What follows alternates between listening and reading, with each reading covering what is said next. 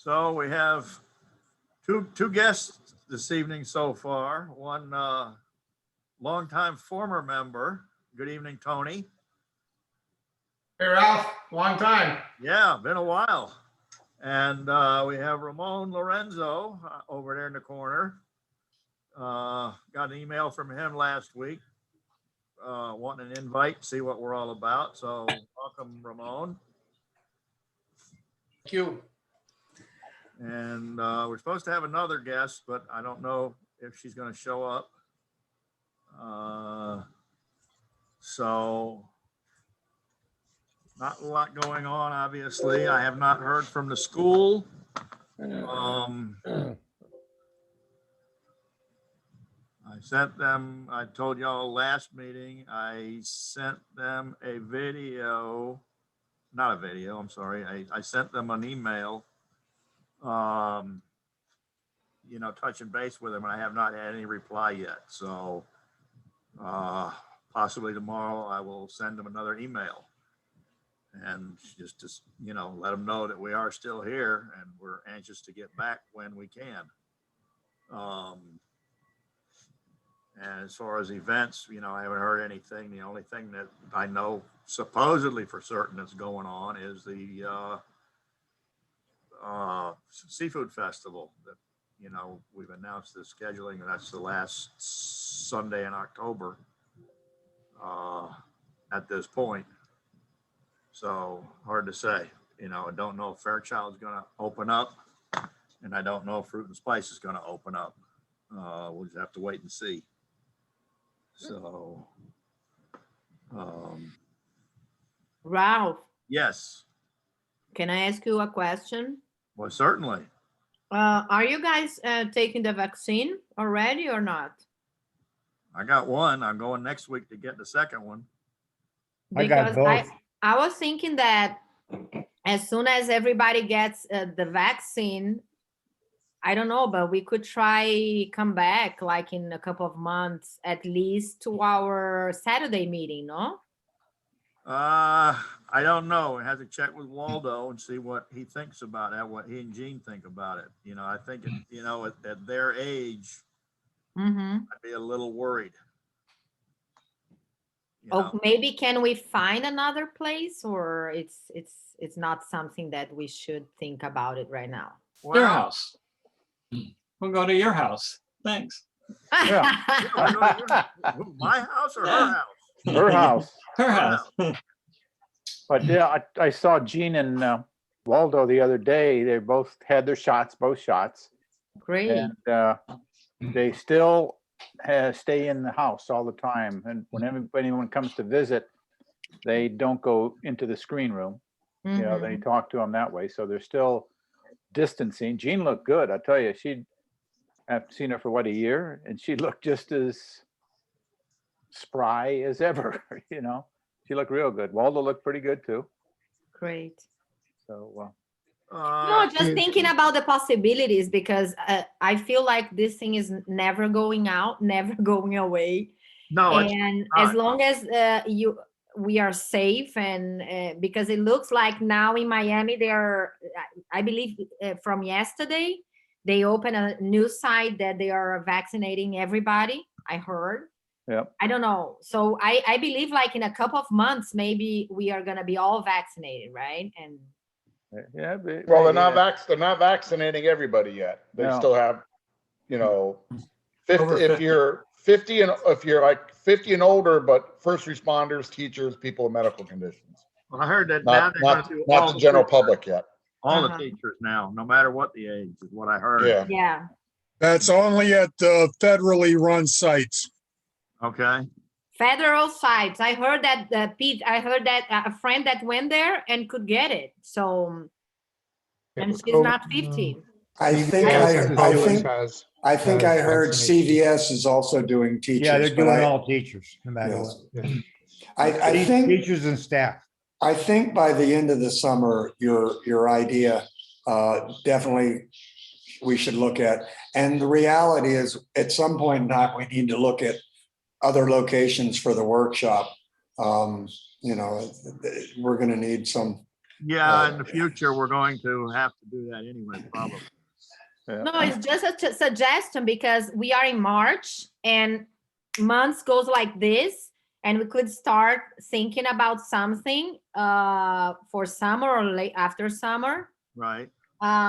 When the summer comes, we can have an option, right? Because I would love to come back, and I don't know you guys, but I feel Oh, absolutely. I feel like when I go, I work more and I am more. I'm just not doing anything right now. So You're more inspired when you're in person. actually, Right. yes, Yeah. exactly. Are you turning? Are you turning?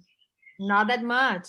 Not that Okay, much. then when we do the show and tell, I'm going to show something. I want you to kind of consider it because I understand your situation. You're at home, you're this, you're that, you got the kids and all the other stuff. And sometimes having a big project is daunting and Mhm. puts you off. But if you develop some smaller projects, which I'll show you one today, it'll get you going.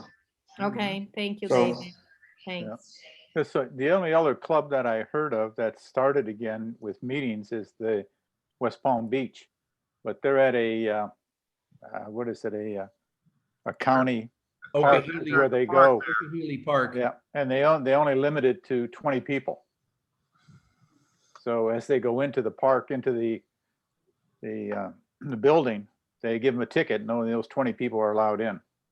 But we usually don't get much more than 20 in the meetings, do Yeah, we? so it's, Well, the meetings where you have you're normally between 20 and 30, and at the Yeah. workshops, Right. it can vary from, 3 or 12. 4 to 6 or 7. Yep. Mhm. I'm hopefully in the near future. Yep. I'm planning on adding on to the front of my shop. So that's a possibility. My wife doesn't know this yet. whoa. She's gonna be happy. Oh, oops. So, Wait a minute, are you taping this? yes, I am. Oh, okay, just so that we have it for the record. I am. It's been nice knowing you. Yeah. Hey, Ralph, my suggestion is you get all the stuff ready, have it figured out. Don't say a word. We all come over on one weekend. You send her away for the weekend. We knock it all out in a weekend. When she comes back and you say, sweetie, it's been here. That's what he Well, always says. That's what he yeah. always says. yeah. Like when I pulled into actually she knew beforehand, but I kind of didn't tell her that I was buying that milling machine I'm looking at that behind you. until Whoa. the day before. Oh, Hey, isn't that just a green cake mixer? Yeah, it is. It's a big green cake. That's exactly what it is. A big industrial cake mixer. So, and of course, now every time UPS, FedEx, or Amazon drops a box at the front door, she says, "Oh, what'd you buy now? Oh, spending more money, huh?" So, but sometimes women don't get it. I don't I understand. don't understand it either. They waste money on stupid stuff, clothes and all kinds of crap like that. Not the good stuff, the tools and machinery. Wait a minute, I think since Danny's here and she's spending money and stuff, we have to just say non-turners don't understand. Okay, all right. But Yes, How did your- please, I bet that Ralph. was Yeah, fun yeah, getting that please. thing I am involved. here, please. That is respect. Paula. That's Paula. Paula, oh, I'm sorry, Paula. Please. Yeah, she's a turner, so she understands. she knows Yeah, spending still- money on tools. I'd rather go to Home Depot. Thank you.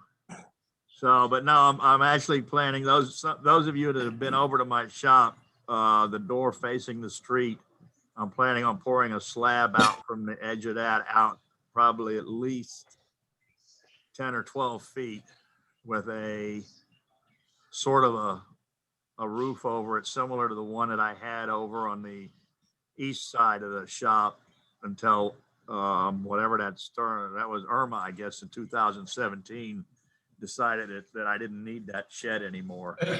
So, but so that would give us some room, because my shop is a little bit crowded. And but if I add on to the front open air with a roof over it, it would give us some room to set up some small lathes. I've got the one here, and we've also got the club lathes in the trailer that, you know, if we needed, we could bring them over. So it's an option in the future. I just have to find some financing for the concrete and the structure. So Sell some tools. no, Oh, sorry. no. Next Sell year, that big green cake batter stirrer upper. I ain't even cranked it up yet. Oh. Is that what that is?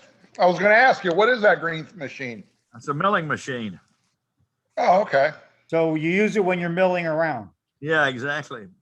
Yeah, milling around the grocery store. How much does that weigh, Ralph? A little over 2,000 pounds. Yeah, I bet that was fun getting in the door. Oh, you know it was. Yeah, it was a lot of fun getting it in here. So I actually just finished building a mobile base for it. You know how people have their saws and things on a mobile base so they can move them around the shop. I just built a base for that thing with 4 casters on it. So tomorrow I gotta jack it up and get those under it. So anyway, so that's where we're at on that.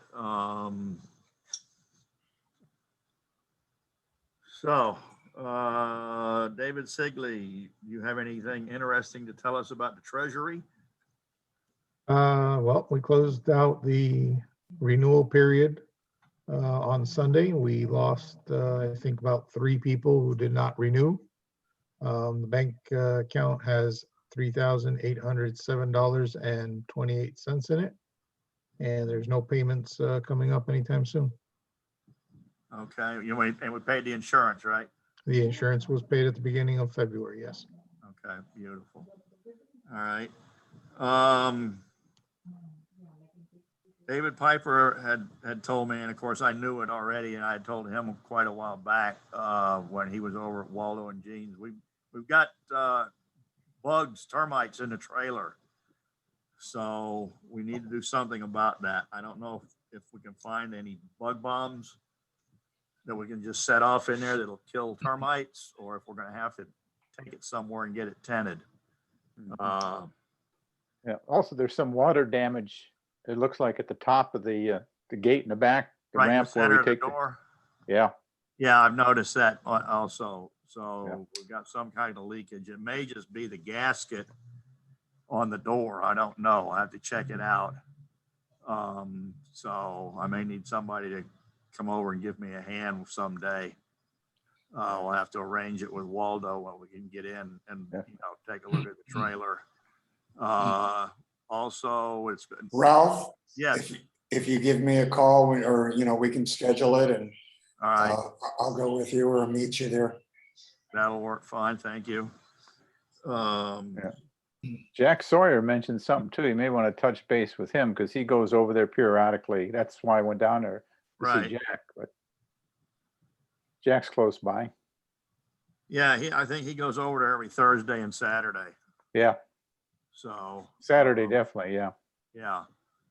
So we'll have to check that out. Now, another thing that's gonna be need to be done, and we've talked about this probably 4 or 5 years ago, and we never did it. We're gonna have to refinish the shelves. The actual shelves need a little bit of refinishing, quick sanding and a couple of coats of probably poly. So that's going to be a project. So I'm going to need possibly some volunteers from that. I'm not sure where we could do that. If we're going to do it at Waldo's or do it over here, it's a matter of we're going to have to take them out, put them on sawhorses, give them a light sanding, and then I don't know if we want to roll on poly or spray it. So we'll have to look into it, but that's something that's going to need to be done in the near future. possibly before the next show. So just something to keep in mind that we'll be talking about it more. We'll need some volunteers for that. Is that something that we'll be able to empty the trailer into Waldo's garage? Probably not. So depending on what what we could possibly do is set up one of the tents and do it under that, so we'd have some shade. I mean, if we could find somewhere to store the things, then you could take everything out and knock out all the repairs in one shot, do the shelves, tent, bomb the thing so that all the wood gets, all the termite taken out, and replace that back door if it needs to be replaced, Not so much, it's not the door, it's just a piece of wood at the top of the frame. Top, okay. That's right. Maybe that piece of wood may need replaced, but that's not the whole door. What about the concept of taking the trailer to a termite place, and they usually have some kind of vault or building, and they could just blast the whole thing? Well, that's a possibility. If we can't find any bug bombs that'll kill termites, then that would be the next option. I think you're going to end up spending more money playing around with it than just biting the bullet and doing it. Let's see, Gary, still there, Gary? Yeah. Well, they had the same problem up in Broward, and didn't they use bombs in there to take care of it? I'm not sure. I did a trailer cleaning and some stuff once or twice. I'm not sure if those bombs will actually kill termites. Got it. They'll kill about everything else. I'm not sure about termites. Yeah, that's the thing. I don't know if they will kill termites. There are termite fogger bombs available. Yeah. Okay. You don't have to be a professional to purchase them or anything like that, right? I haven't read that far. I'm looking at it right now on the web. Oh, okay. Yeah, one bomb would do that trailer, I'm sure. It isn't very big, so. I know Allflex, they're by the airport. I used to have to build some crates that had to be shipped to Nicaragua. And there was times I'd have to take the crates over there, and they would just fumigate them over there. And then, yeah, they had their own fumigation building over there. It's called Allflex, right on the east side of the airport. So I don't know if they can park a trailer in there and fumigate it. And Ralph, if you want, when you want to work on the trailer, I've got room in my shed to unload everything, keep it dry while we work on the trailer. Okay. Well, actually, we don't, need to unload it other than to work on the shelves themselves. But yeah, you can order the Hot Shot no mess foggers case and for $9 off of Amazon. So it's not going to be something that is needed to be a professional to purchase it. And they'll kill termites? It does termites. Okay, well.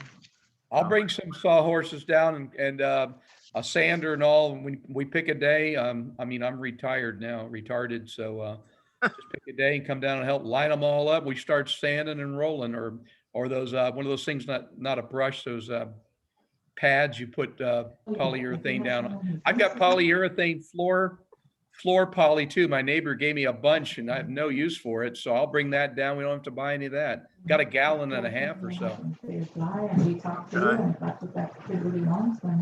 Maybe just the opportunity of talking to someone. I'm gonna get background noise, Ralph. Yeah, who's got the background Let's say noise? he's not qualified, you know what I'm saying? It still helps the kid, it still helps the person. Might be form pollen. the- No, So, it's gone. yeah, I just muted some people. No, okay. Ralph, Yeah, Don Bandy, I hear. yes. When you get ready to do the trailer, put out an email a day or two ahead of time, and I'll bring some sanders, some more sawhorses along to do trailer. All right, well, we'll have to set it up. I'll have to talk to Waldo about it, if we can do it over there. Just set up the tent, or I guess if we picked the right day, we could probably just do it over there in the, I don't know, behind the trailer, I think there's room. This, So- you know what? It's not much humidity right now. It'd be good to do this sooner the better, I think, before the summer rains and everything. Exactly. Definitely. So, okay. So I guess that pretty much covers everything. Does anybody else got anything they want to discuss? New business, old business, monkey business? Dr. Seuss business? Ralph, Yes. hi. First, hi everybody. I've been muted this whole time. Sorry. Hey, I need to talk with Brian because he was telling me that last time they had the Facebook page. If we want to do an Instagram page for the guild, it has to be. I looked it up. It has to be linked to the Facebook page we already have. So Okay. if maybe Brian, either I'll call you or if you give me a call when you get a chance, we could get together and set it up, and then I can help do some postings on there. Okay. All righty. Sure. Thank you. Yes, thank you for looking into that. We need to get that going. So, all right, if nobody's got anything else, you're stuck watching me do something again tonight. We need some volunteers to do some demos. So, you know, contact Don or contact me. So with that, I guess we'll get started. Let me flip the camera.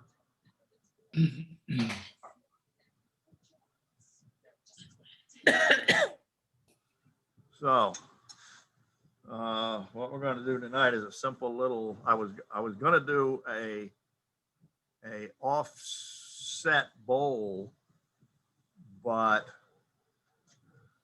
I decided not to. So tonight we're gonna do it. Why? Because I want the I didn't know offset bowl. because I didn't know if you were going to be here. So you were supposed to come over and we were going to do that a couple of weeks ago. I will. I was sick, Ralph. That's why I Okay. didn't call you All right. again. Well, I thought maybe you were mad at me. No, I was sick. So But I'll call you. I'll call you. are you better now? Much better, Okay, good. We don't want anybody sick. of course. And I wouldn't come by sick. Never. No. So anyway.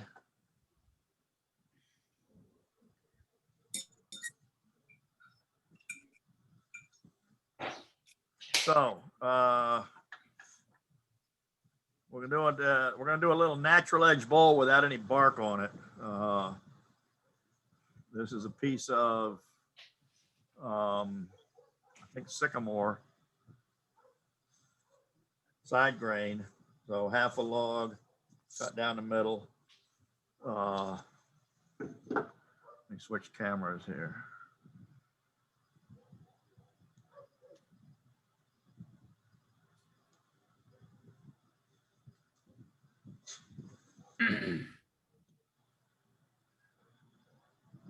So this is, like I said, this is a piece of Sycamore side grain. The bark was falling off, so I peeled some of it off.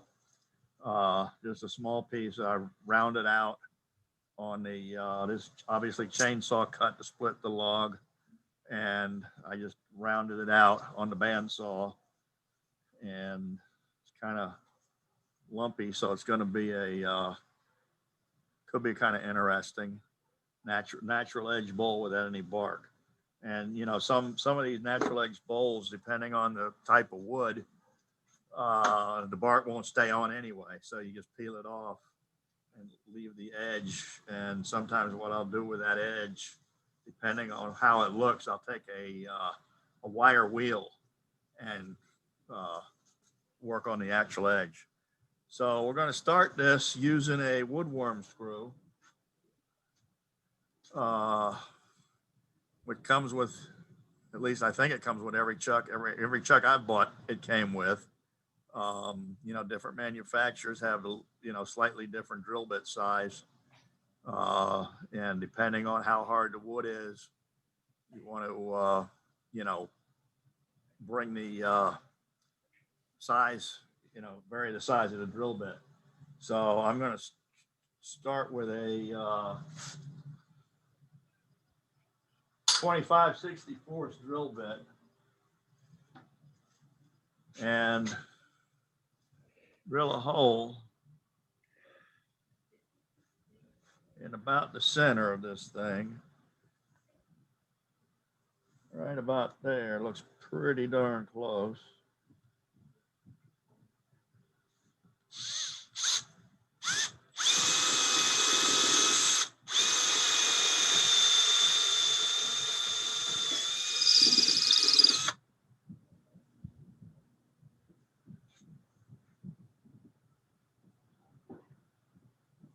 All right, now this wood worm, of course, those of you that have used them know that this just goes in the chuck. Bring that up a little closer.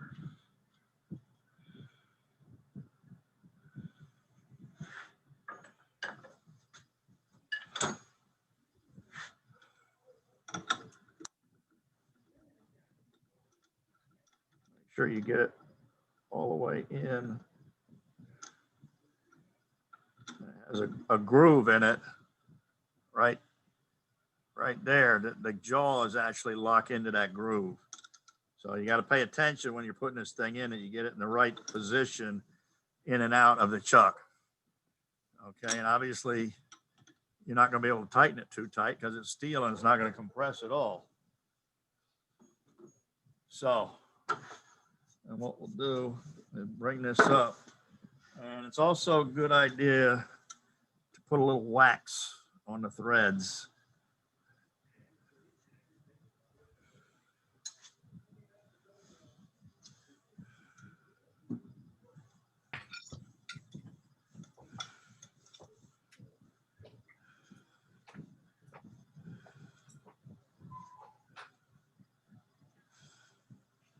You want to run that up.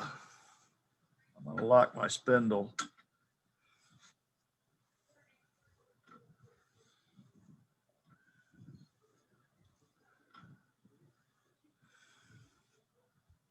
So you want to run that up until it bottoms out against the jaws. I've seen where, I don't know this for 100% fact, but so that's up against the jaws now. And obviously go up until you hit, give it a little snug. Don't overdo it or you might strip the threads.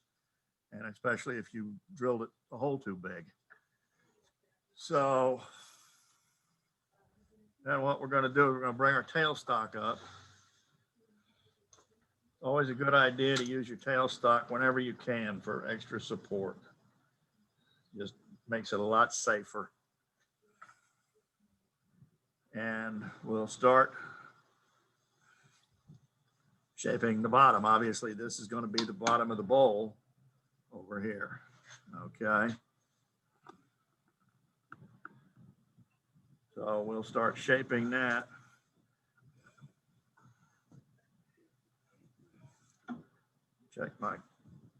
Unlock my spindle, check my clearance.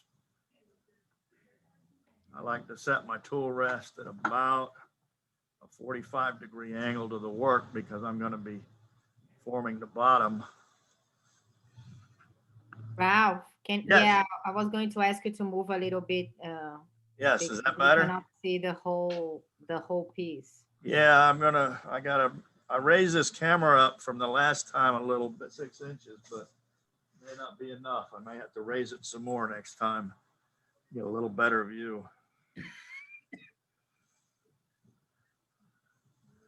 Put on our safety gear. Ralph, highlight yourself. Isn't it spotlighted? Spotlighted, is it? I'm just reminding. Yeah, he is. Yeah. Yes, I wrote myself a note. So, okay. So.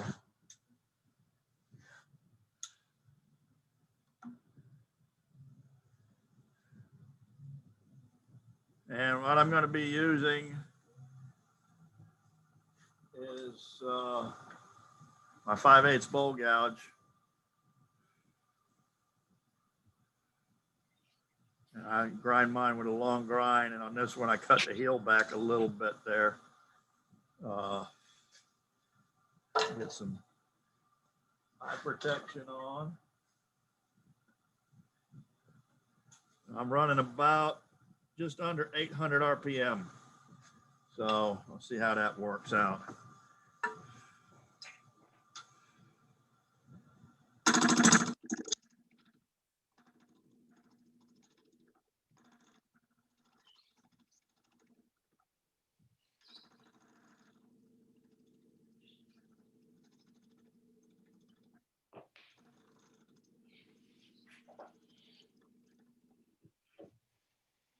Actually, with this thing being side grain, we can come the other way.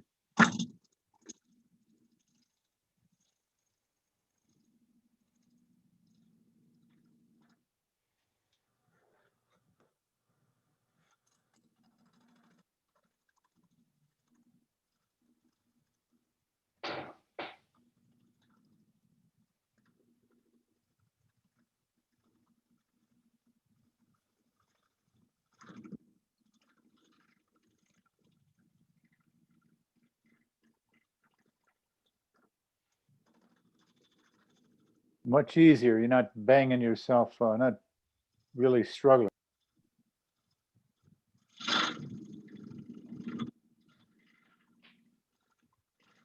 What's that? Said it's much easier that way. You're not struggling and hitting a lot of air.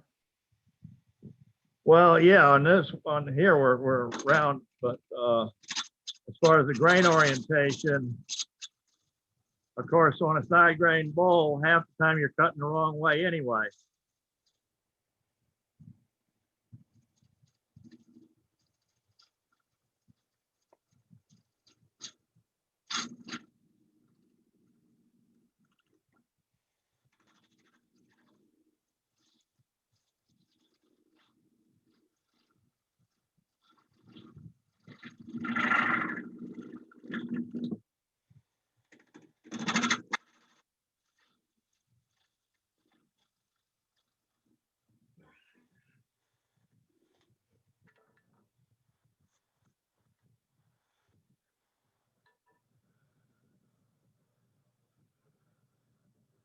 So move our tool rest a little closer. You want to keep it fairly close.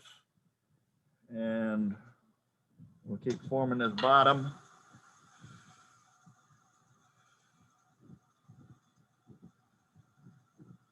I'll give you another view here and see how that looks. Another angle.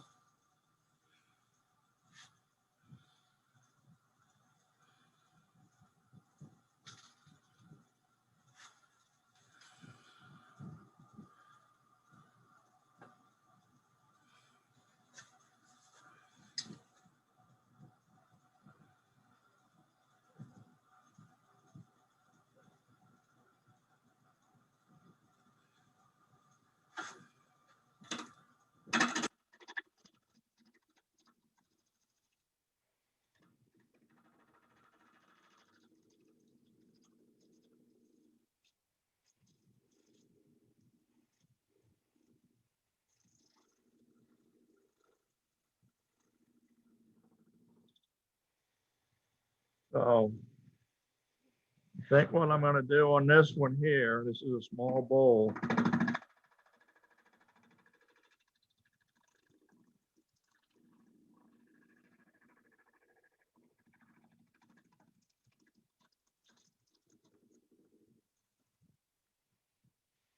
We're going to use a recess, a mortise in the bottom.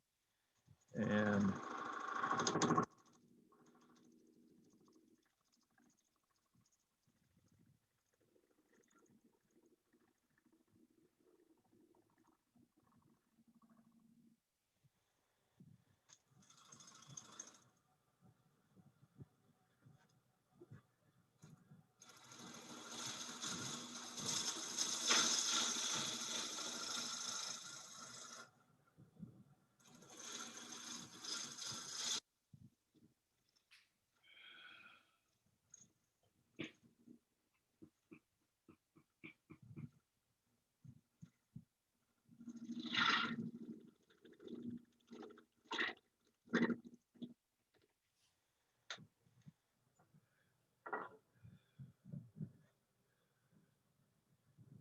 Okay, gotta finish that up a little bit more, take a little more off the bottom there. We get not quite down to where we need to be.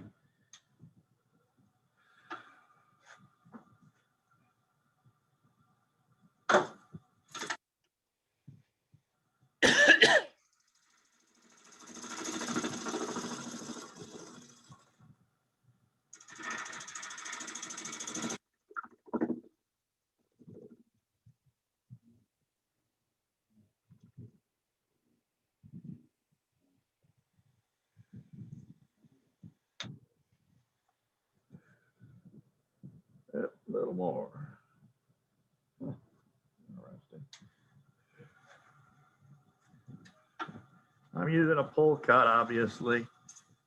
I'm just using the wing of the gouge. And if you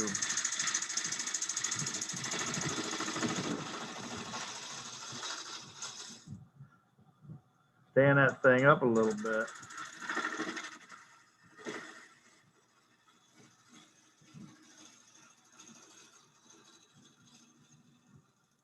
to where you get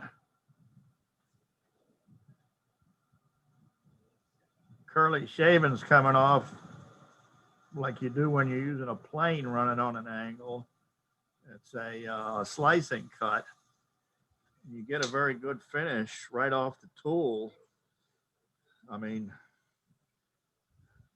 you can start on this here, you can, with depending on the wood and how good sharp your tools are, you can start sanding on this here. I can start sanding at 220 and be done with it.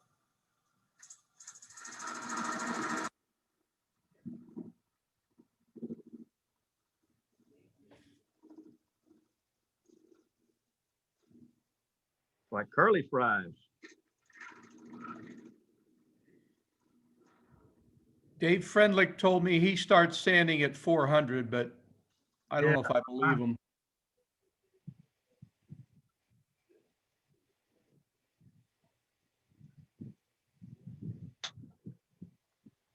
Okay.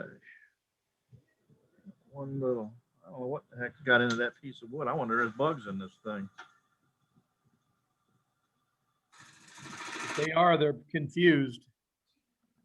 Well, it's been in my shop for a few years, so. Keep your mouth closed, Ralph. Huh? Keep your mouth closed. Yeah. I got my mask on.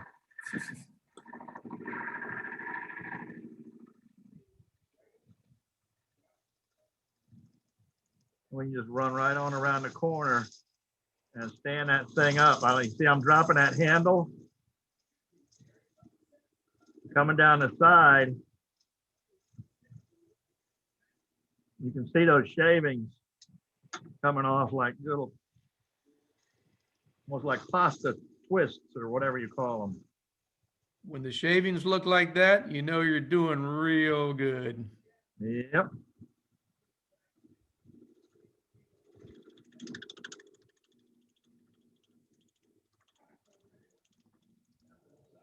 Okay. So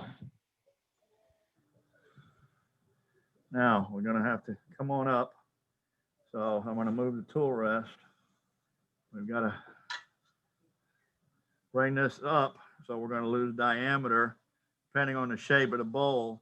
We've got to get all the way up to this point here. Okay. On this and on here, we got to get all the way to this point here where all this disappears, becomes round.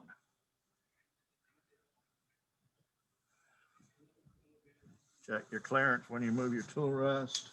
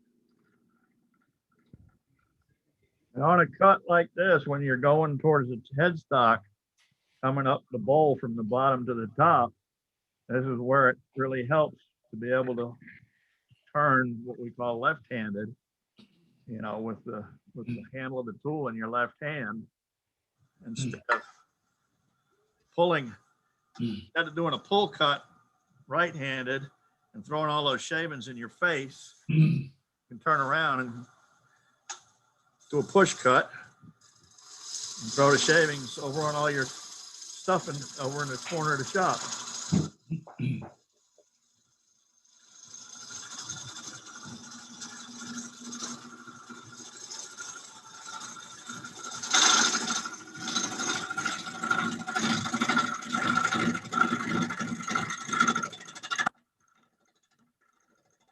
Now up here, like Dave Piper said earlier, we're cutting air now because we're up over the I guess the radius of the tree.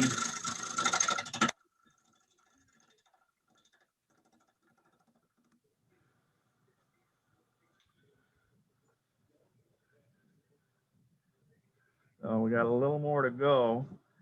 And this is where, as you're cutting, as I mentioned, you're part of the time you're cutting the wrong way. Okay, against the grain, which you'll see here in a second.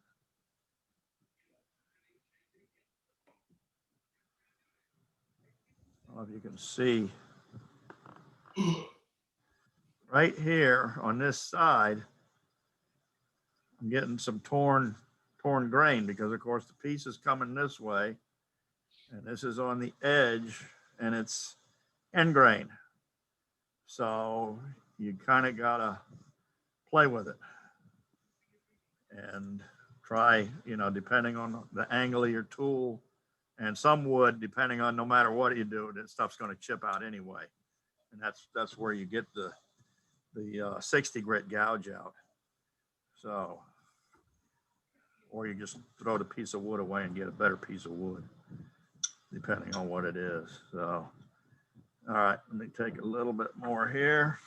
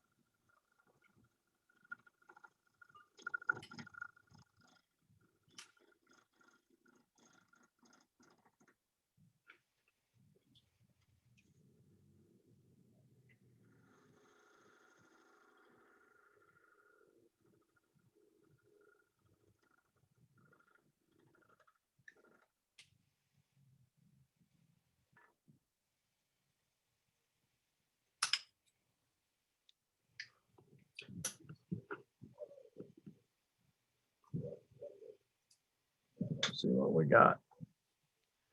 All right, we got to take a little bit more.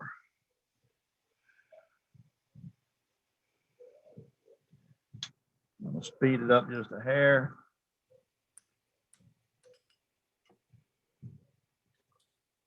I'm going to stand this tool up and see if we can't clean that, make a clean cut across there.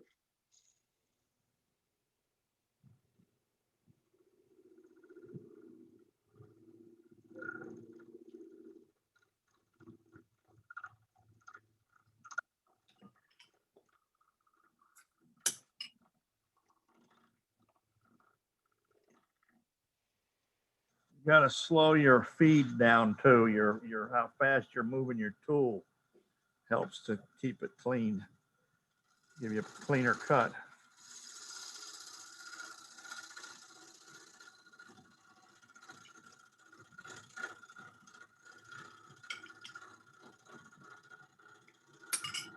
Light cut.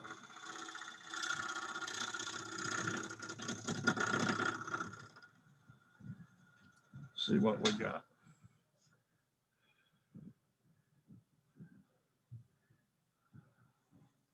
One more pass.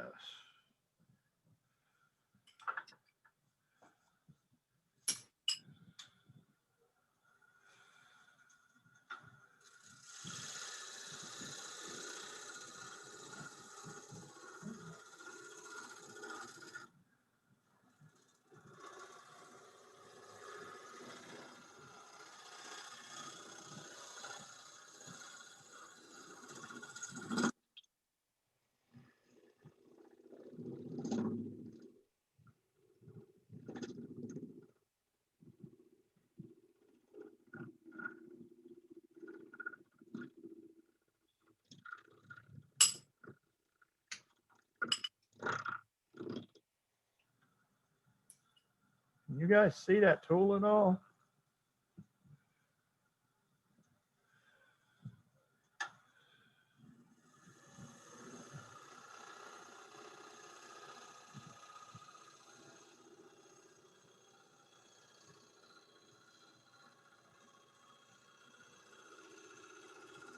Yeah, we see it. Do you mean all the way to the end?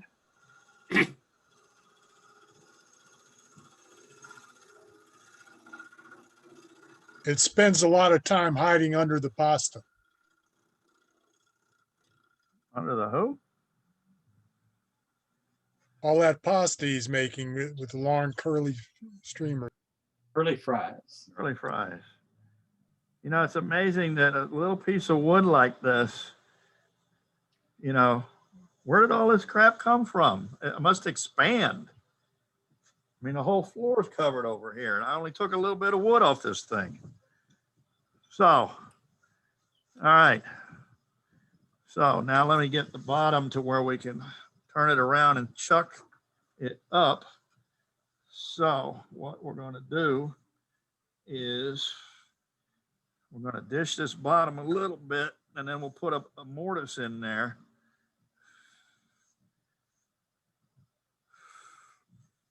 So that it will sit on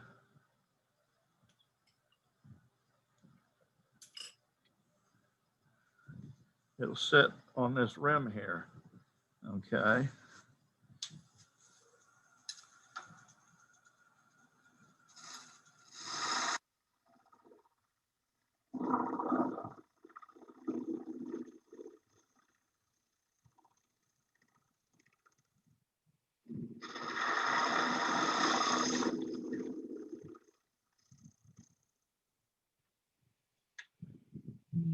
Now what I'm going to do is I'm going to pull this tailstock out of the way.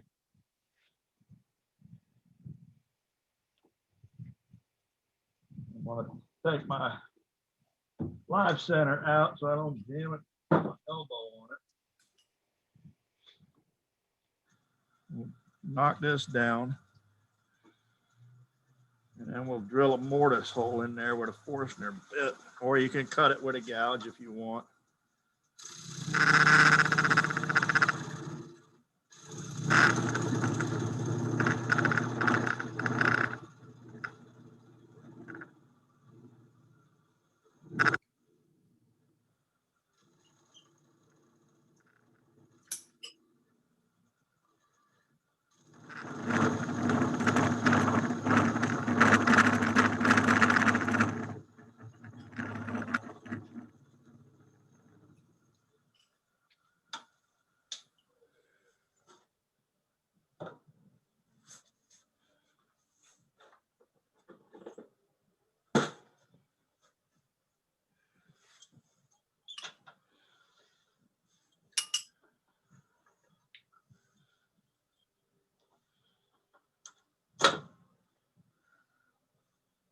My drill chuck in there.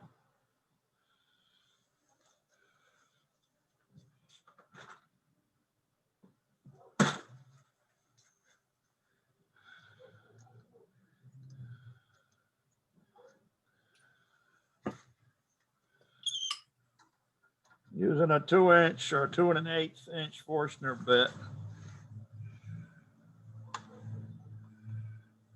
We're going to slow the speed down.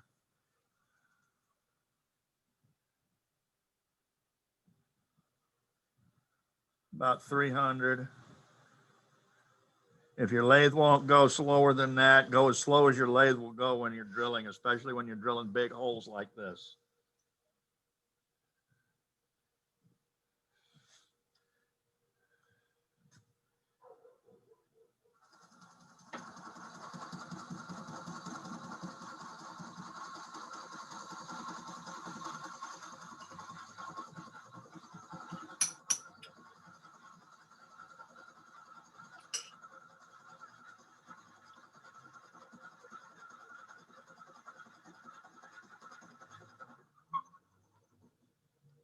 You know, just a little tip here, Ralph, not in this case, but whenever I use a mortise bit, like to drill a hole in a bowl to get in a little deeper, I keep a little chunk of carnauba wax and put it on the Forstner bit. That makes it go in a lot easier. Well, if you sharpen those bits, they'll go in easy too. That's true too, but if it's wet wood, you still get that squeaking either way. Well, yeah, I use a little bit of candle wax sometimes on them, especially if you're drilling deeper. Now, obviously, we're going to only need to go 3/16 to a quarter here, but if you're drilling a big hole, when you back it out to clear your shavings, I put a little candle wax on the bit. Give it a little lubrication and stop that squeaking noise. So we'll get that out of the way.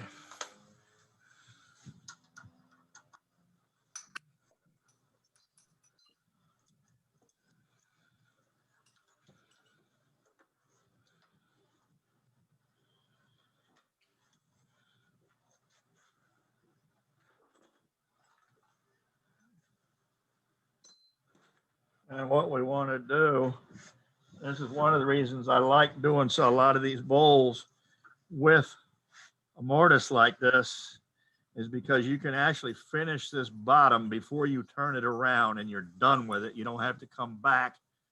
And after you've hollowed out the inside of the bowl, you don't have to come back and clean up the bottom. It's already done for you. So get rid of this little nubbin in there. And I'm going to switch to a smaller gouge, a bowl gouge, 1/4 inch bowl gouge. 1/4 inch or 3/8. It's actually, depending on if you're here or there. Here we go by the bar size of the steel. So this is actually 3/8. And over on the other side of the ocean, they go by the width of the flute. So they call over there in England and wherever they call it a 1/4 inch gouge. Here we call it a 3/8 gouge.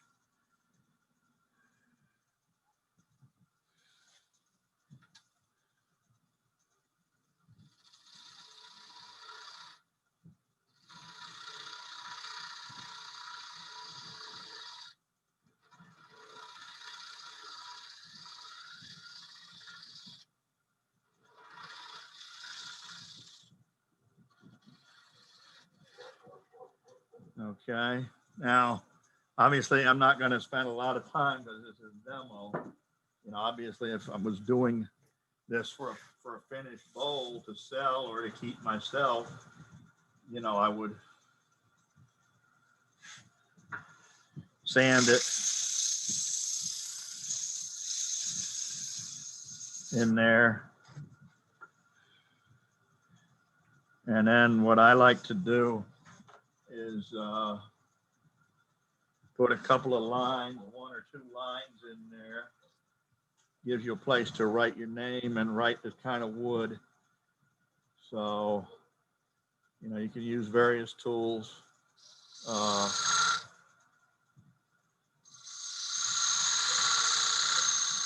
This is that Cindy Drozda type vortex tool.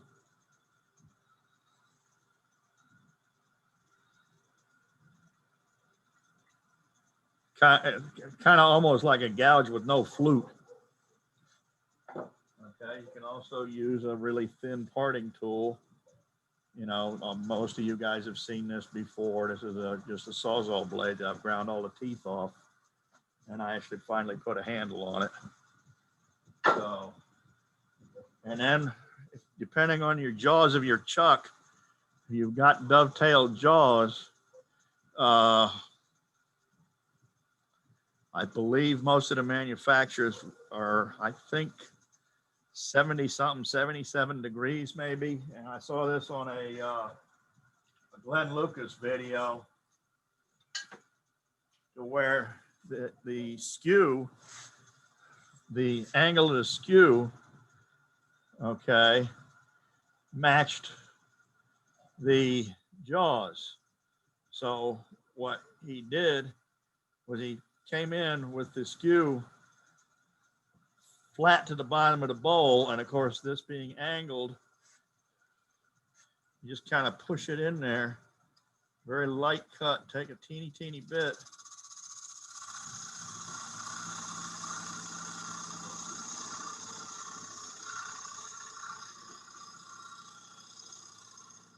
And now you've got a dovetail for your jaws.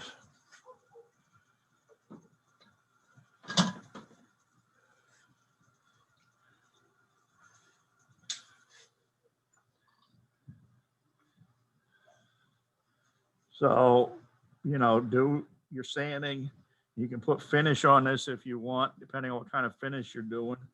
Go ahead and put your finish on here. And that way, like I said, you're finished with this. Write your name, you're finished with the bottom.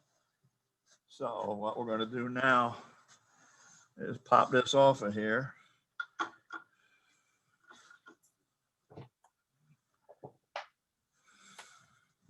And turn it around.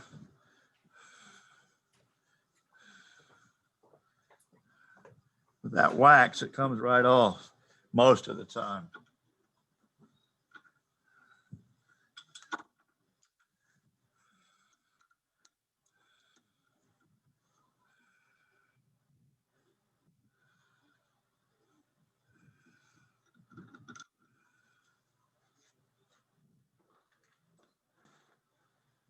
So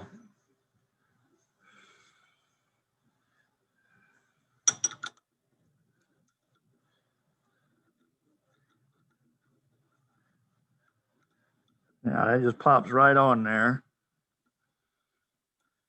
And when you're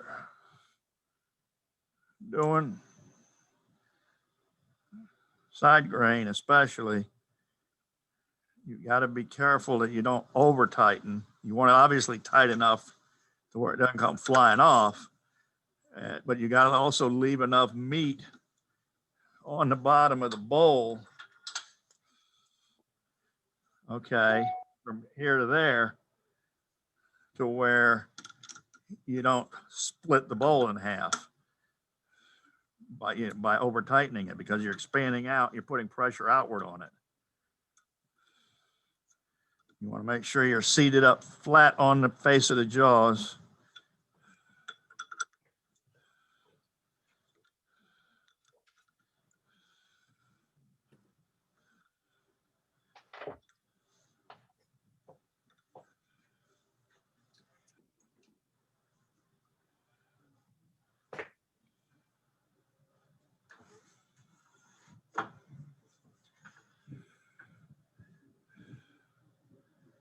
And then we'll just to make sure, we'll just true it one little pass on the outside here. True it up.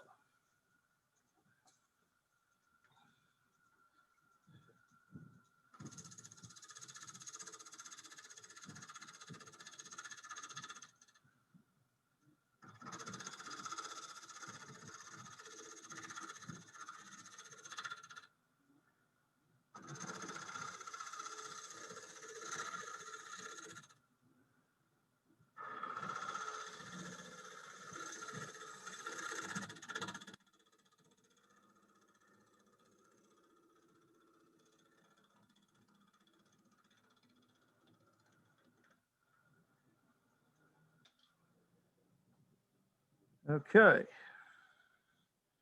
Now we'll go to hollowing this thing out. Now this piece of wood has a kind of a, you can see that right there. It's kind of, I guess where the limb was coming out, it's kind of a cool feature. So we may even leave that. So,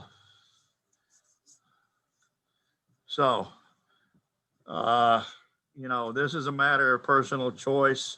Some people will go in here and drill a hole, give you a, you know, you can measure, drill to your depth of your finished depth, and it gives you a place to, a hole to work to, which does make it easier because when you're taking this, hollowing these bowls out without a pilot hole, it has a tendency to have that little nipple in the bottom, which can give you aggravation. So I'll go ahead and drill a hole.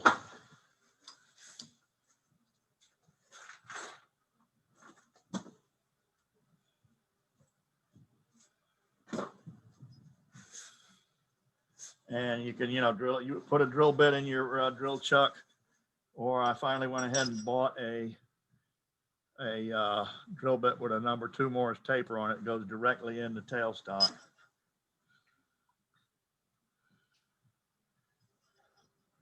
Just slap it in there. And what we're going to do is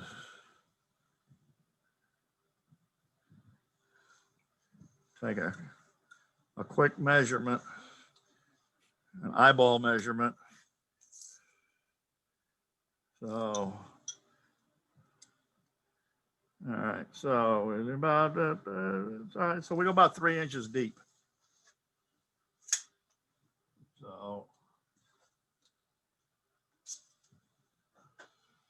So you also subtracted the height of the mortise, right? The depth? Oh yeah, yeah, you gotta, you know, eyeball that. Hopefully you got good eyes.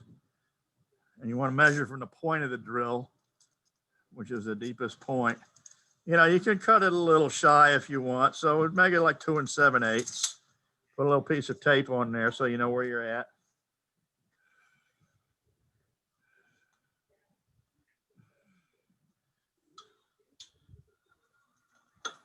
Bring your speed back down.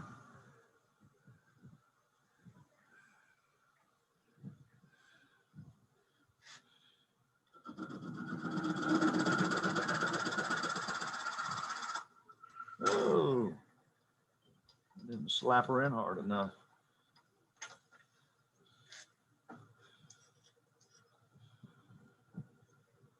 There we go.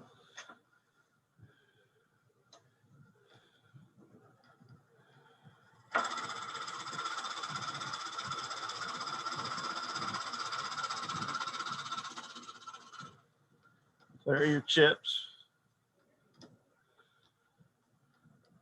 The last thing you want to do is keep grinding this thing in there and get it loaded up where it binds up and freezes in there.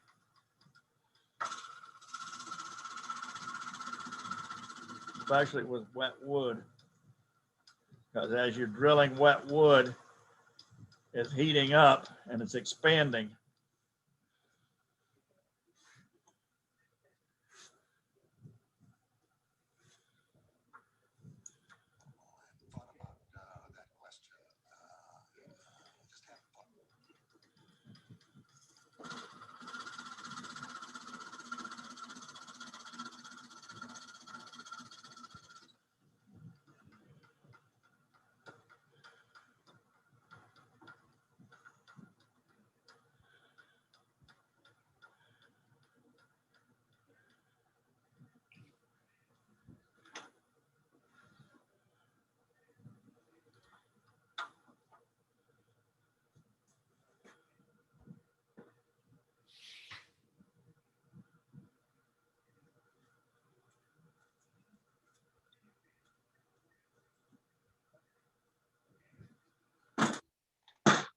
So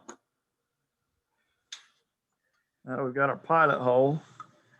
Bring our tool rest around. And I'm going to switch to a bigger tool rest.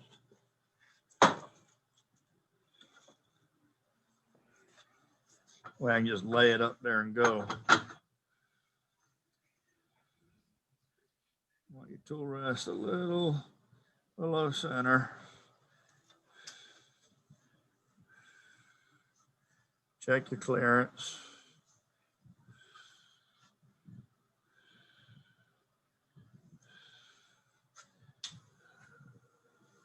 Lock her down, bring her speed back up.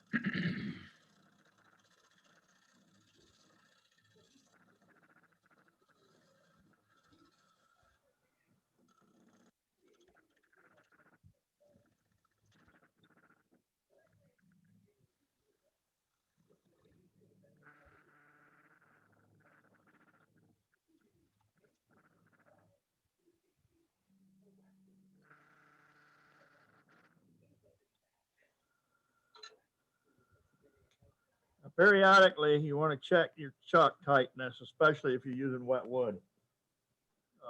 This is dry, so I'm not too worried about it, but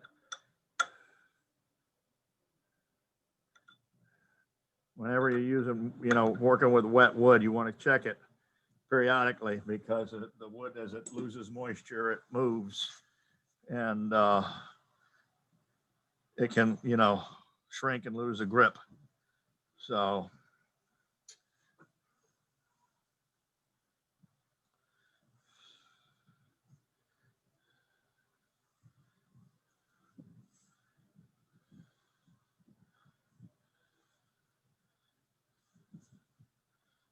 check our clearance. We're good there. And we just hollow her out.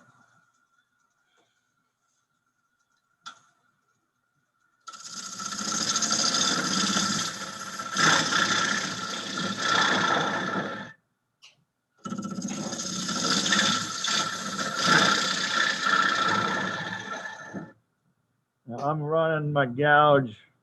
If you can see the angle, I'm not straight up, obviously. I've rolled my flute at about a 45-degree angle in the direction of the cut.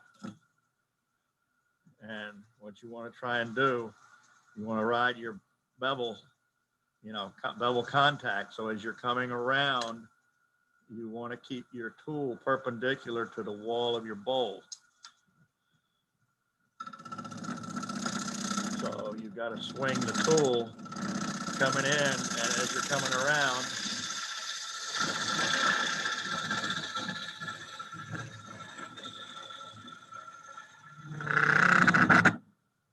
you've got to swing that tool. I don't know if you can see that motion.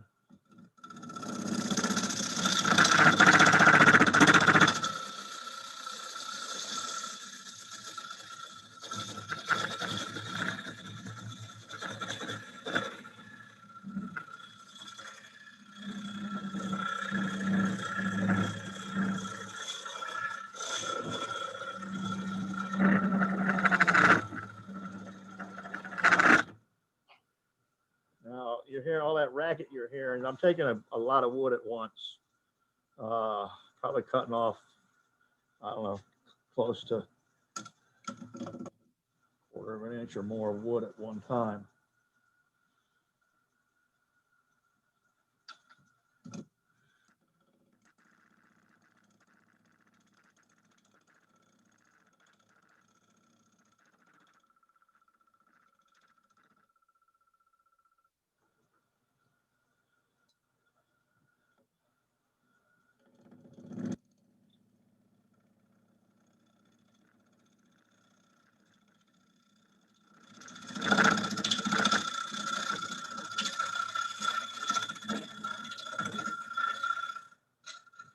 So we'll take a smaller cut.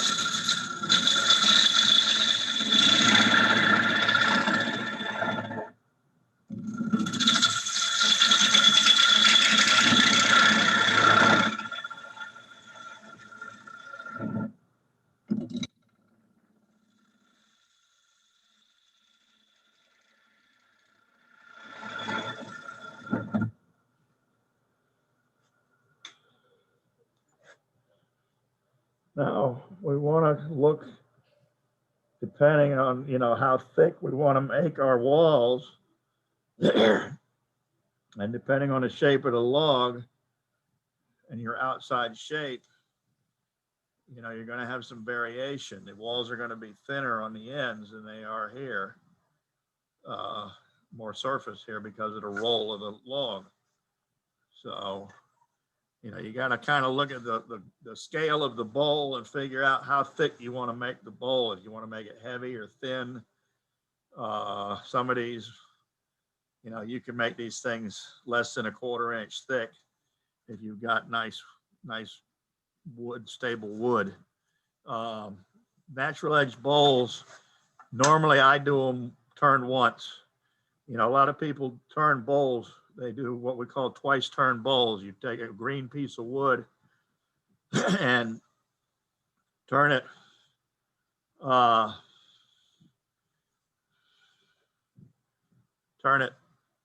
green to shape, and you leave it, I forget what the percentage is, but you leave it, you know, fairly thick. Say if you want your finished wall at like a half an inch, you leave your bowl, depending on the diameter or the size of the bowl, you leave your bowl, say 3/4 to an inch thick. It also depends on the kind of wood too. Some wood's a lot more stable than others. And then let the thing dry. You know, I put them in a paper bag. Some people put them in a paper bag and they put the shavings, I'll pack them all in there and then let it sit. What you can do is you can weigh it and then come back in a week or 2 weeks, weigh it again, and then come back in a week and weigh it again. When it stops losing weight, then you know it's as dry as it's going to get. Okay, it's lost all the moisture it's going to lose for the climate that it's in.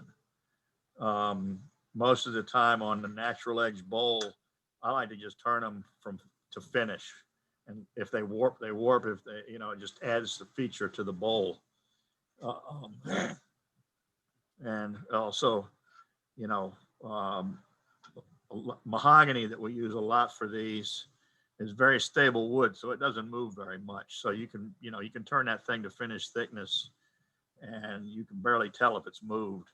If you do try and do this with a piece of oak, turn side grain, the live oak that we have down here, if you turn that thing, you better turn it to finish in one shot, because if you don't leave it like 1.5 inches thick, it'll turn into a football, and then you won't have any, you know, if you don't leave enough meat on there to turn it the second time, you'll turn away the one side and the other side will still be 1/2 inch thick. So just something to think about. Hey, Ralph, just something if I can add to that. I turn it exactly the way you said it. I like turn it wet, put it in a paper bag and weigh it every week. But I found that I've been using newspaper, and newspaper really soaks up the moisture, because within a week that newspaper is really wet. You can tell the difference. Really? Yeah, it's just, I throw the newspaper away and put some more in it. You know, it usually takes a month, but that really gets the moisture more than the shavings do.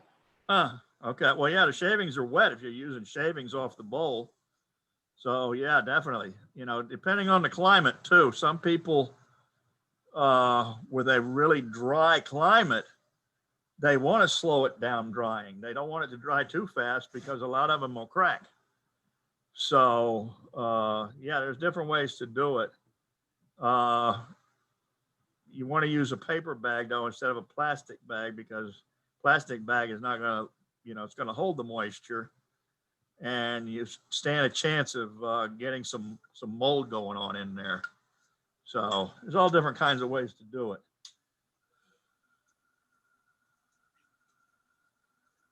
So let's carry on with this.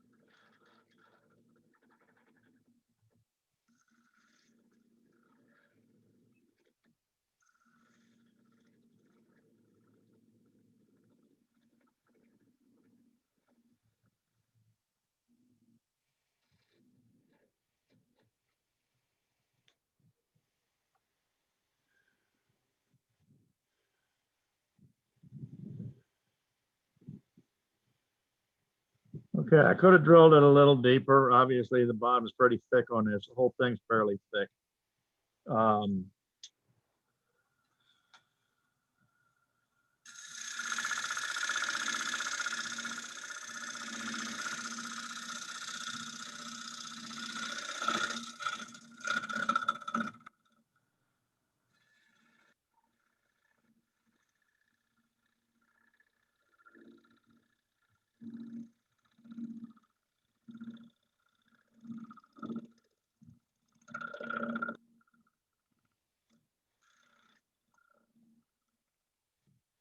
When you start getting in there deeper,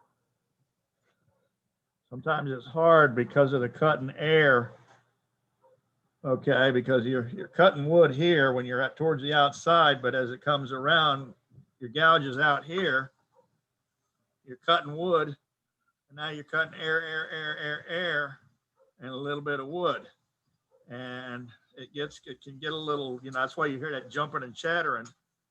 When I get them fairly close to where I want, what I normally do is I'll cut the other way. I'll cut from the inside out with a pull cut, which I've got a fair amount of control over, and I'll use this long wing of the gouge. Okay, and that's one of the reasons I have these gouges ground with these long wings, so I can roll this thing over and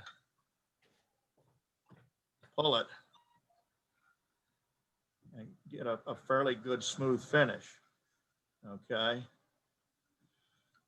You want to stop, feel it periodically.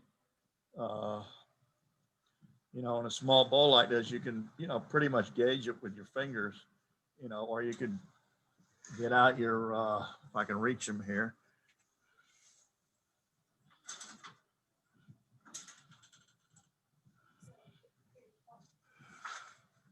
Got these big calipers. Okay. Figure 8 calipers. So you can, whatever the thickness is here, it shows you here on this end. Okay, so it tells you that your wall thickness is about a thumb width. So, probably about close to an inch. Okay, about 7/8 of an inch thickness on there. And then you can also bring these things around and sort of measure the bottom. There's several ways of measuring the bottom. On a small bowl like this, you can use a caliper. And this is showing at the outside of the rim where it's the thickest, we're a little over an inch thick, but you've also got to take into consideration that you've got that recess in there, your mortise. So in the middle, you're not quite as thick. So unless you want to make a funnel, pay attention to your thickness on the bottom. We'll take a few more passes here.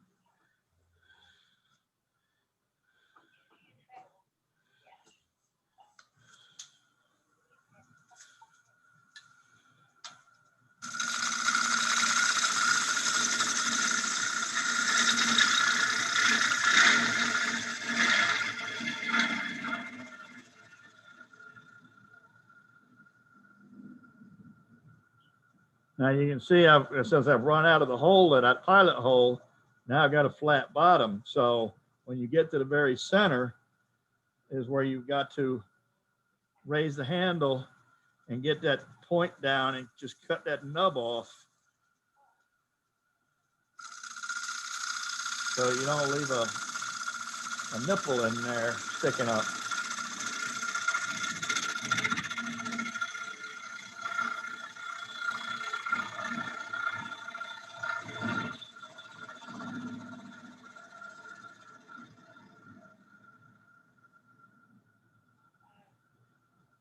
And then we'll come back and pull cut on these wings on the rim.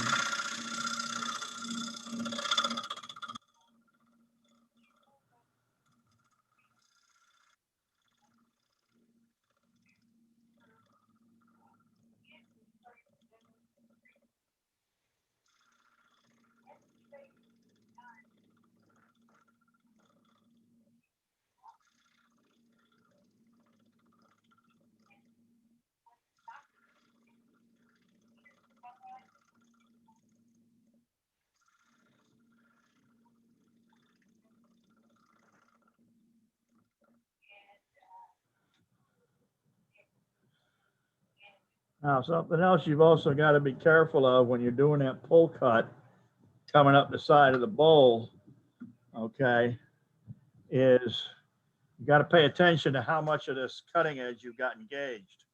Because if you get too much of it, if you pull it out and you end up with this whole thing, it can possibly snag on you and get a nice catch And depending on how much material you got left on your bowl, you could end up with firewood. So you got to, pay attention to your tool angle and your cutting angle. I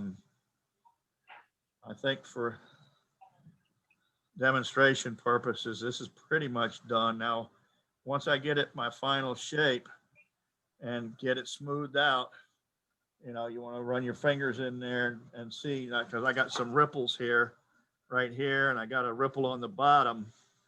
So you want to clean those up. And sometimes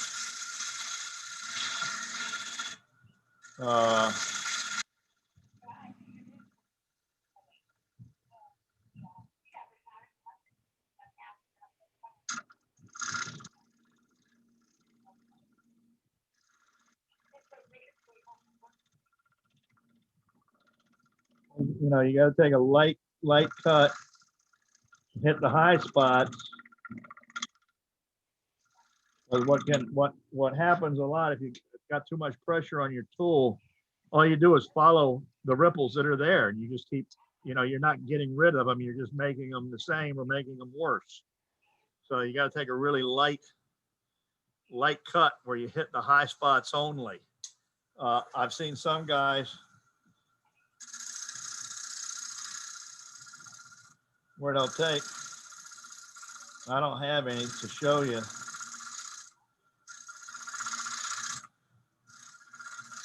But they'll take chalk, okay? Or sometimes I'll take a pencil and I'll run it in there lightly and it'll mark all the high spots, and then you can see what you got to cut out, okay? Because sometimes just trying to feel it, it gets a little tricky. Okay, now on an end grain or side grain bowl like this, side grain. Okay, over here on this corner, right in this corner here, and on the opposite side. So here and here, because you're cutting across end grain, you're going to have some tear out possibly. Some woods are much worse than others. And, that's a matter of sometimes we'll stop, sharpen your tool, okay? Raise your speed a little bit, as long as you're within a safe speed limit for the size of the wood that you're working with and the type of wood you're working with.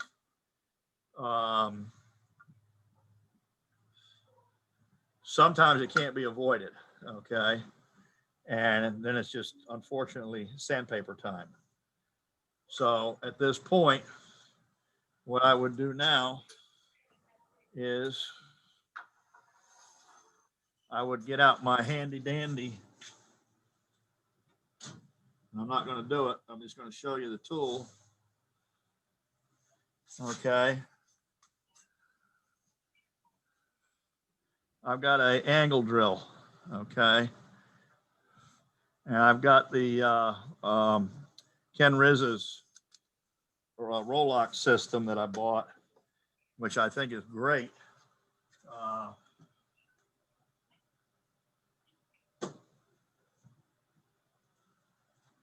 Ken's actually got the green sandpaper for the Rolox system on sale. Does he now? Yep, for St. Patrick's Day. Yeah, So it's up to St. Patrick's Day. I got some green from Craft Supply, and then when I got the setup from Ken, I bought the purple stuff, which seems to cut pretty damn good. So these are the pads. They've got a called a Rolox system. It's a little thread on there. Okay, and what's really nice is when you buy the system, I forget how many of these you get a bunch of these pads. So you put your sandpaper on there and mark, of course, what grit it is. Yeah, I was watching that. And then,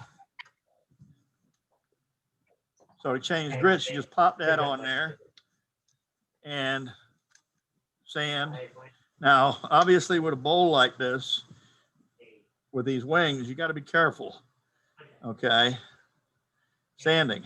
You got to know how to hold your mouth right to make it work, but you can sand these pretty well.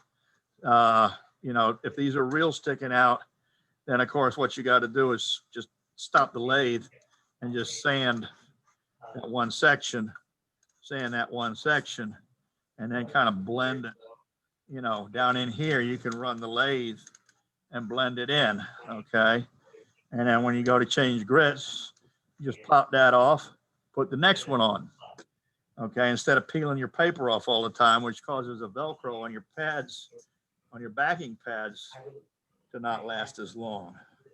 And then of course, when the Velcro goes, then the paper starts flying off, and then you get really mad. So, you know, nobody likes sanding to start with, so you might as well make it easy. So I highly recommend that system.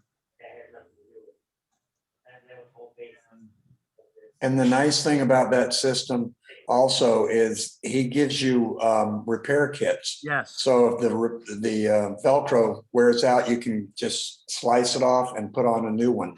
Right. Yeah, he's got repair kits for it, and plus he has some extra soft pads to go over, you know, for doing weird contours. I'll go ahead and put a link when I send the video of this out. I'll put a link to his website. He's got those drills too. That drill I've got is a Milwaukee drill that I bought probably 16 years ago at least. And right now the Milwaukee, they've changed the configuration of the Milwaukee, which I'm not thrilled with the new configuration of the new drill. And I think the damn thing is about 150 bucks, where Ken's got a copy of this Milwaukee. There are several manufacturers make them, but he's got it. He's got one for sale for sale. That's quite reasonable, reasonable cost. So we'll send out a link to his website. And then I was saying what I was saying. I also do on, depending on how this rim finishes out, I'll take a, let me just step over here. I think I got it right over here.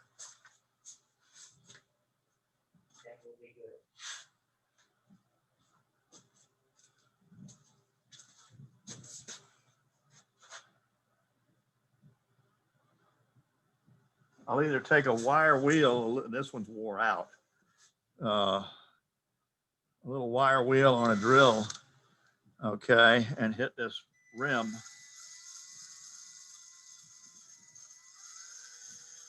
Or I've got this bristle brush that has some abrasive in it, which kind of does the same thing. It's just not as aggressive as a wire wheel. So, or you could take a wire brush by hand. You know, you could do all kinds of stuff. I've seen some guys where you can take a drill with random bits and just put a little dimple here and there, or you can do it with a Dremel, and some guys actually burn them with a burner. So you've got, you know, different features. So, I mean, there's all kinds of stuff you can do with this. And then depending on what kind of finish you want to put on it, you know, there's the old saying, SSS, you know, shiny stuff sells. I'm not a big fan of shiny wood bowls, but you know, for some reason people buy them. So, you know, you can use lacquer, you can use poly. I personally don't have real good luck with wipe on poly. Some of you guys, you know, get some fantastic looking finishes with it. I know Joe Self turns out a really nice poly bowl, and Dave Piper's got some that are really nice finish on them, and Gary Venema too. I can't seem to get them right, so maybe it's just the way I'm holding my mouth. I don't know, but so that pretty much does it for this demonstration.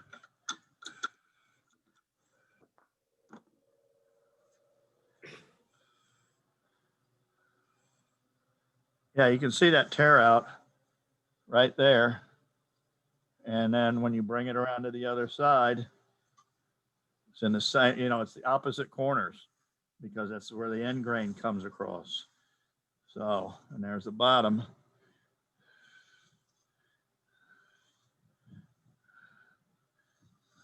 Great demo, Ralph. So that's that. So let me take the spotlight off of here.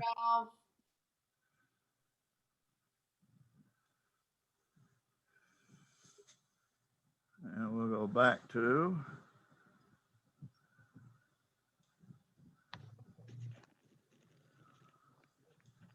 okay, so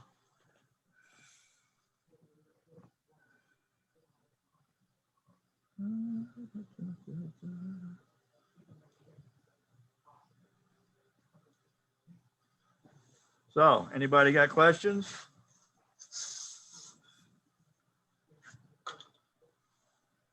Too many to ask. Too many to ask? Yeah. Well, No, when you mentioned the left hand position, right? With your right hand on the front and your left hand on the handle. Because I'm a lefty, that's why I'm asking. Oh, you are? You're left-handed? Yeah. Oh, well, that's good. You'll be a good wood turner. I'm left-handed also, but I because of my work and just because of the way I am, I'm actually pretty much ambidextrous. Me too, same thing. Left, people call left-hand turning when you hold the tool. I'm going to go back to spotlight here. Okay, and we'll switch cameras again.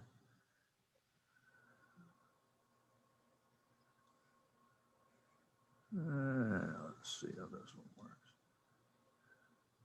So right-handed is, of course, holding the tool in your right hand, the tool handle in your right hand, and the front of the tool on the tool rest with your left hand. Okay. And that's right-handed turning. Okay. Obviously, left-handed is the opposite. So you hold the tool in your left hand and have your right hand up on the tool rest doing the, the support and guiding. It helps. And I tell people, any new people, that they should try, obviously the majority of people are right-handed, and I tell them that they should try and learn how to, turn with both hands because it makes it much easier. There's certain things that you're turning to where your body gets in the way. So if you switch hands, it's much easier to move the tool in the direction you want to move it. It just makes it so much easier. Some people, I know some people that cannot do anything with their left hand, just like I know some left-handed people that cannot do anything with their right hand. But it seems in my experience, left-handed people are more apt to be able to use their right hand. I think it's just because the majority of things, when you're talking about tools and equipment, are manufactured to be operated right-handed. I mean, think about a drill press. The lever's on the right side. You pull it down with your right hand. Circular saws, most of them are set up to where you use your right hand. Chainsaws, the same thing. They're set up to be operated with the right hand on the trigger in control.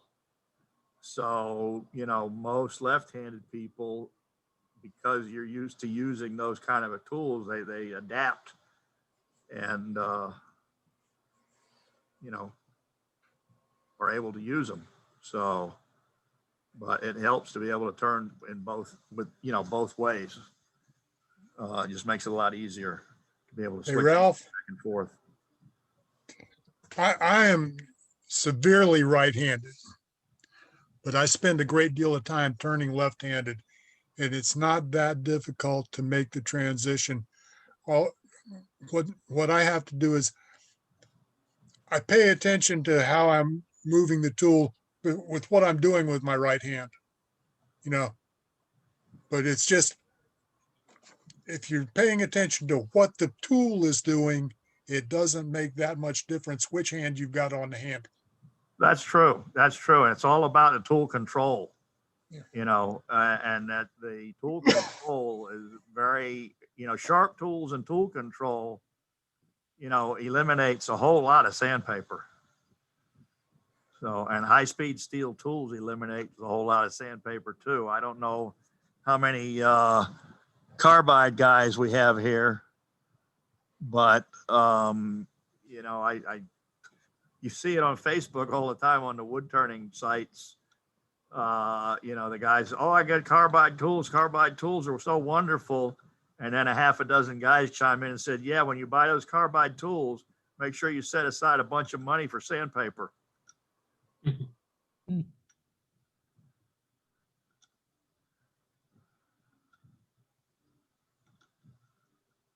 So that's my story, and I'm sticking to it on left-handed and right-handed turning.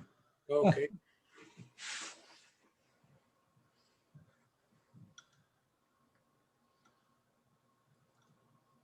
I have lots of other questions, but they are about equipment and the right tools to buy, good brands, bad brands. Because for now I'm woodworking, wood turning only on my head. I still need everything. So okay, probably I'm gonna write you an email with All right. If you're talking about cutting tools, yes, Thompson lathe tools. Look at the website and just look and read him, and look at his YouTube thing on sharpening. Okay. Thank you. Yeah, the YouTube is a wonderful thing. In most ways, the problem with some YouTube is there's also a lot of bad information out there, and a lot of people doing a lot of stupid stuff. And the same thing with Facebook on the wood turning. I'm on 3 different wood turning pages on Facebook, and I just break out laughing when I hear some of the stuff people put on there, and I'm like, really? I'm surprised you're still alive. So with some of the stupid stuff people do. But anyway, yeah, send me an email and I'd be happy to give you information and get you, the problem, a lot of people's, when they get first started and they want to buy every tool in the catalog, and then you end up after a few years realizing that I've got 20 tools here and I only use 5 of them most of the time. So I've got a bunch of tools, but what I've also got is I've got duplicates. So I've got several bowl gouges pretty much the same size and sharpen the same angles, so that one gets dull, I can just pick up the next one and keep going. That way you sharpen all your tools in the morning and then you go to work. And then if the tool gets dull, you pick up another tool and keep working. And then, that's just one way to do it. And that's another thing that people don't know, or they get lazy and they don't sharpen often enough. Okay, like this little bowl here that gouge that needs to be sharpened already. Okay, it's not cutting when, by the time I got to the end of where I'm at with this thing here, okay, I'm not, it's not cutting as well as it was when I first started. And so it's time to stop and sharpen the tool or pick up another sharp tool. So, and you know, sharpening, that's a whole nother game that, you know, is very, very, very important. And, you know, some people say, oh, I got to buy Carbide. That way I don't have to buy any sharpening equipment. Well, okay, fine. Then, you know, buy Carbide and buy lots of sandpaper, spend lots of time sanding. And you still can't do things, certain things with Carbide because of the shape and the design of the tool that you can do with a regular high-speed steel tool. So, you know, there is a place for Carbide. I don't have any myself, but there is a use for them. You know, a lot of the guys that turn resin, you know, Carbide's great for resin because it, you know, it doesn't dull out as quick as the high-speed steel. You know, and resin can be very abrasive on your tools, and there's certain woods that are very abrasive. So for roughing out, you know, roughing certain things out, you know, Carbide's good for that. You know, you're just hogging out a bunch of wood and you don't care about the finish on it.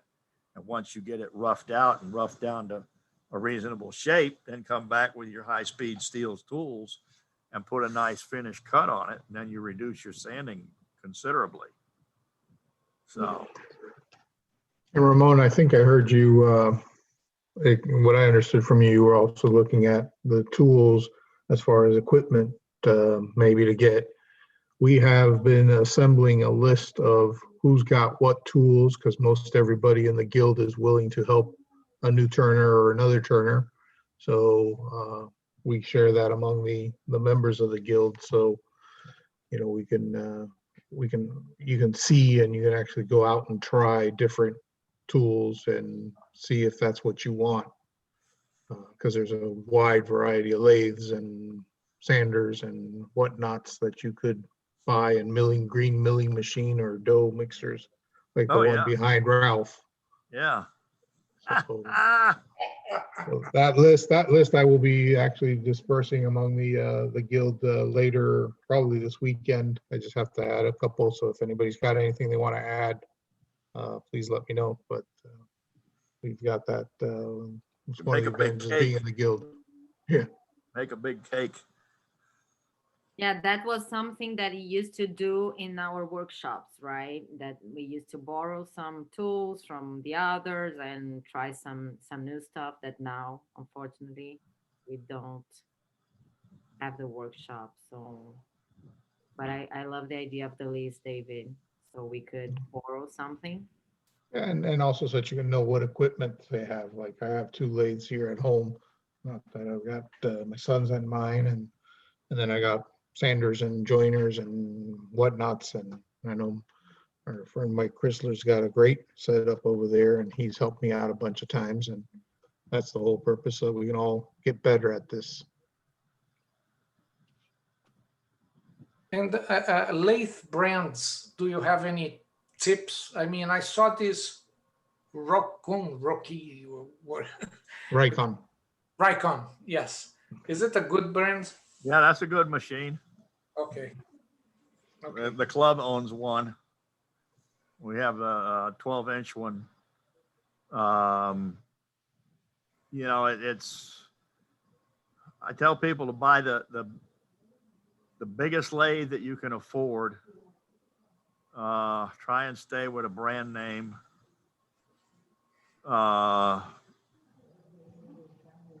You know, a lot of people say, well, I'm only going to turn little things. And then once they get into it, it's like, damn, now I want to turn something big.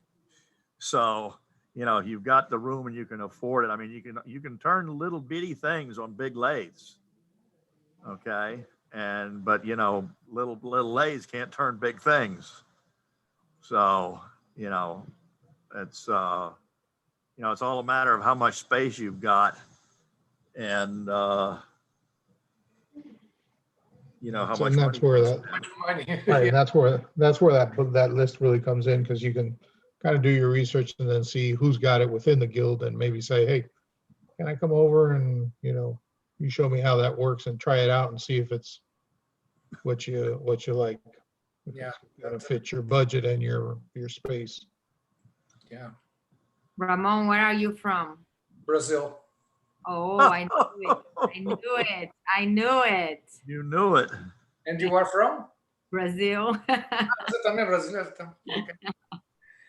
Bem-vindo. Welcome. Good.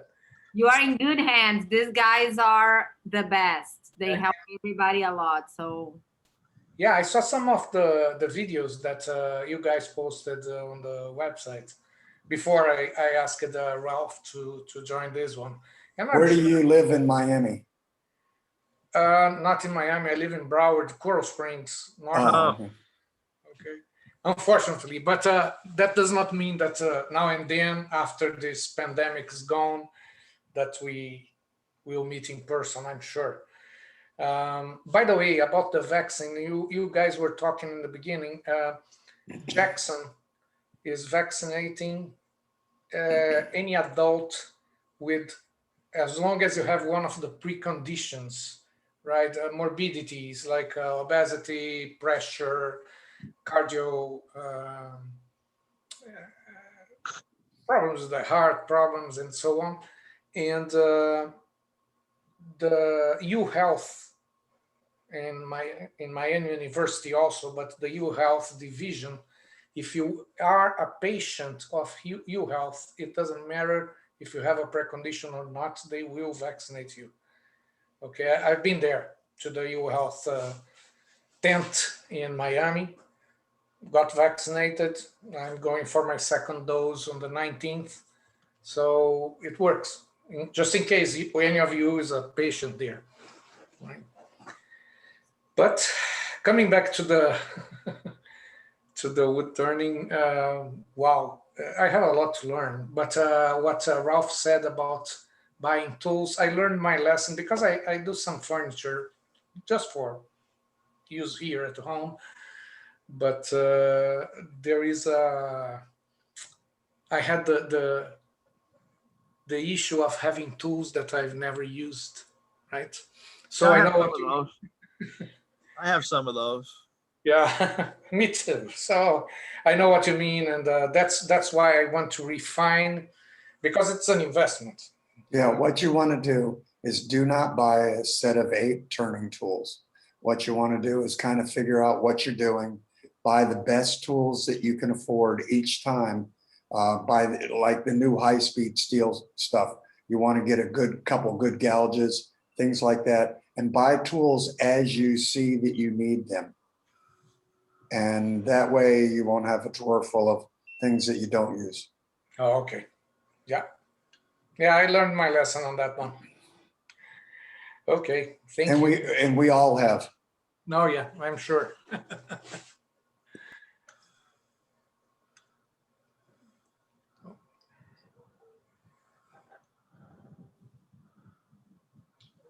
So anybody got any stuff, any work they want to show that they've been working on?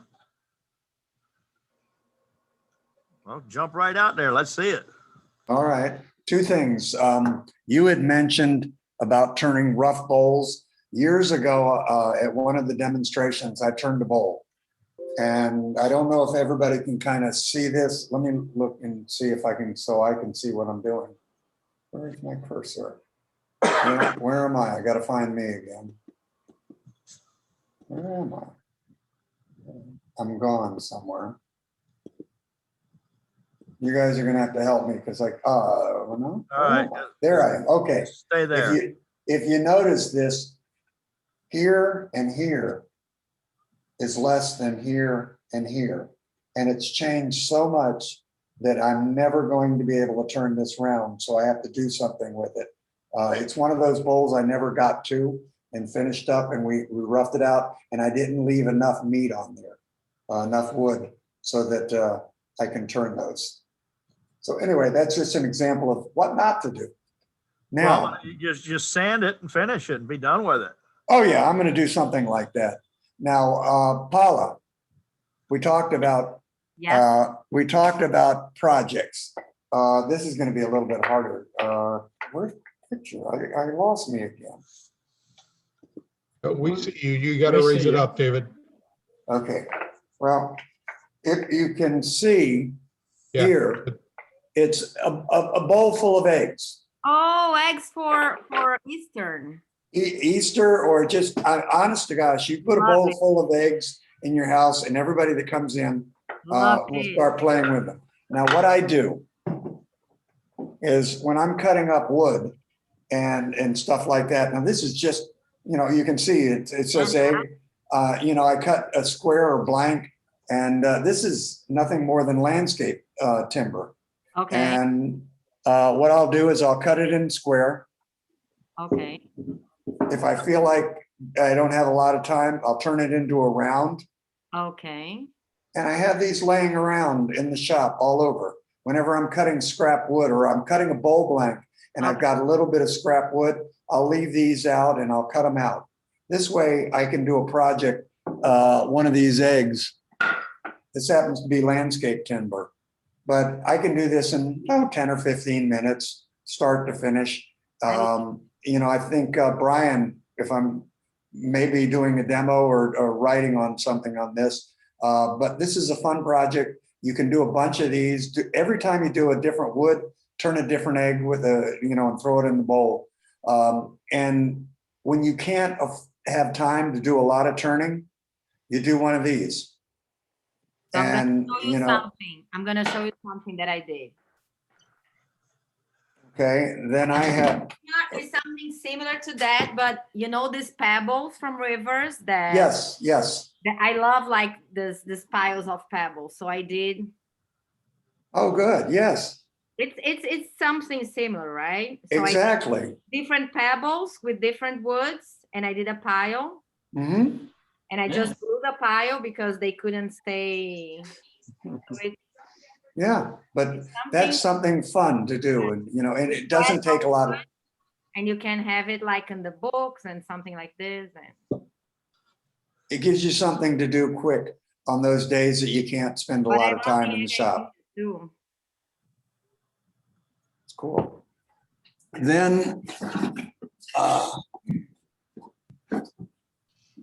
here's one of, I lost myself again. I don't know. Oh, there. Okay, it's one of my chalice bowls on a piece of driftwood. Friend of mine happened to see one and she said, oh, I like that. So I made it so that my wife can give it to her for her birthday. This is, it's another one of those demos that we had done, and I finally finished it up. It's a piece of mahogany with the bark on it. And I had the bark actually came off. And I very carefully used Gorilla Glue, not the foaming Gorilla Glue, but the unfoaming. And I kept just, every time I would turn or work on it and it started to come loose, I would just put a little more glue on there, and it's stayed on real nice. So that's what I got. Thank you. I've got some here, Ralph. All right. We talked, if you want to talk about the rub-on poly finish. Can you see this? Can you see me now? Yeah, hold it up a little higher. That way, yeah, good. We see that, not you. Okay, good. That's even better. But I don't see, are you spotlighted me or not? Well, you're on speaker view, so on my computer, you're taking up the whole screen. Okay, I don't see it. Now, what this is, Joe Self, I got this from Joe Self. What he does on his wipe on poly, he'll put 3 coats of wipe on poly. Okay, and after that, he'll use spray poly. Okay, gloss usually is what he uses. He keeps it on the lathe, and after he sprays the first coat on, and he lets it spin, and that's why you won't see any run marks in here. You don't see any run marks because he's with your spinning. wipe on, are you are you cutting that down with mineral spirits? Yes, Okay, yes. like 50%? Yep, it's like a wipe on, I take the wipe on poly, then I add another little bit of mineral spirits to it. Yeah, but how much are you cutting it with the spirits? Let's see, if I got a mason jar, I'll maybe put another quarter or less. Oh, so you're not cutting it 50-50? No, it's because it's already 50-50. I buy the Oh. 50-50 wipe on poly. I What? find that their mixture works better than me trying to do it 50-50. 50-50 wipe on? Joe does also. Where the hell do you get that? I buy the wipe on poly at Home Depot. and just Yeah. add mineral spirits. I So take the wipe on poly and I pour it into a mason jar. Let's say 3/4 full. Yeah. Then I'll add some mineral spirits to that. The reason for the mason jar is it seals it and doesn't get hard. Right. Yeah. But so do that. And then the sandpaper, the key is to wet sand it between every coat. Now, no, Ralph told me, why would you want to put water on something that you're trying to get rid of water? Well, since you've got poly on it already, the water doesn't take more than a few minutes to dry. Yeah, wet sand it with mineral spirits. Yeah, sand it with mineral spirits. That's a secret Jack Shelton used to do. Yeah, I've done that too, but yeah, I guess you can do that. But either way, either way it works. And that's where Joe gets his finish. But after a while, they keep asking him, the first time he told me, I didn't catch or he didn't say that he used wet sandpaper in between, or sandpaper. Yeah, wet sandpaper, mineral spirits. Right. After that, I didn't catch that he thinned down his wipe on poly a little more too. But it's just one thing you got to ask questions, because the guys that have been doing it for so long, they just tell you how they do it and they forgot a step that they used, You don't think that's on purpose, do you? I've got this piece from Danny a way up back. It's tropical almond. And I usually don't turn tropical almond because I don't know if you can really see it, but it's got some decent features in it. The inside looked pretty decent. And what I did with this, what I tried on this is back when they had the show in Raleigh, I bought some Yorkshire grit. So what I did is I put some boiled linseed oil with half mineral spirits, a little cap full of Japan dryer to make the boiled linseed oil dry a little faster instead of waiting for 2-3 weeks. I put that on. Then I used the Yorkshire grit. And again, the only reason I used it is because I bought it from the show and I watched how they did a demo. It looked great. So there's different types of Yorkshire grit. There's one that's in a black can, black plastic container. And that's like sanding up to 800 grit. So you sand the bowl to about 220 or 320. Then you use the Yorkshire grit. That brings it to like an 800. And then they also make a microfine that works great on acrylics. Then you put the microfine on it, and that's like 12,000 grit. So that really, by using that, I don't use the micro pads a lot with acrylics. But I wanted to try it. Then you put wax over it, and it's got a nice finish to it. It's like the finishes you have, Ralph. It's not real shiny. It's it's got that nice feel to it. Right. And one last bowl. I showed this to everyone earlier. This is it's camphor, and I had 2 grooves in it, and I put that milliput in here. It's a 2-step epoxy, and it's pretty easy to fit into the grooves and to sand and turn. And I did the same thing here. I used the boiled linseed oil, mineral spirits, and Japan dryer. And the reason for the boiled linseed oil, it makes the grain stand out. So I use that, then I use the Yorkshire grit again and wax. So this first time I've tried a couple bowls that are just wax and not poly. And another thing too, with this one, since it was camphor, how sometimes camphor on the bottom, gets a little grainy, get a little breakout. Well, I tried Cindy Droza trick. And what she does is when she gets this breakout, she'll take CA glue and rub it on. I'd rub it on with a paper towel, and it fills in those holes. So when you feel the bottom, it's smooth. It's not rough because it's got a little pinholes in there. That worked out pretty good. And that's that. Beautiful. Thank you. I think Well, if I you- heard too, you had a hand in this, Paula, with the tropical almond. I believe I still have a couple of Yeah. pieces It here. was nice to turn. I usually stay away from it because it looks so pretty, so nice when you cut it down because there's yellows and blues and reds in it. But it all goes away and turns this brownish color, which isn't too bad. Make it the trifecta of David's. I'm gonna go. In honor of tonight's session is a natural edge that I did in oak. Oh, And it's about a 5-inch opening here, so getting in there was tough. But it's got a concave, unlike Ralph's, which was a straight edge from the lip down. It's got a concave to the inside. So it's got natural edge, and the whole edge started to come off. So I went around the whole edge with CA glue to keep most of the bark there. Just a little piece is missing there.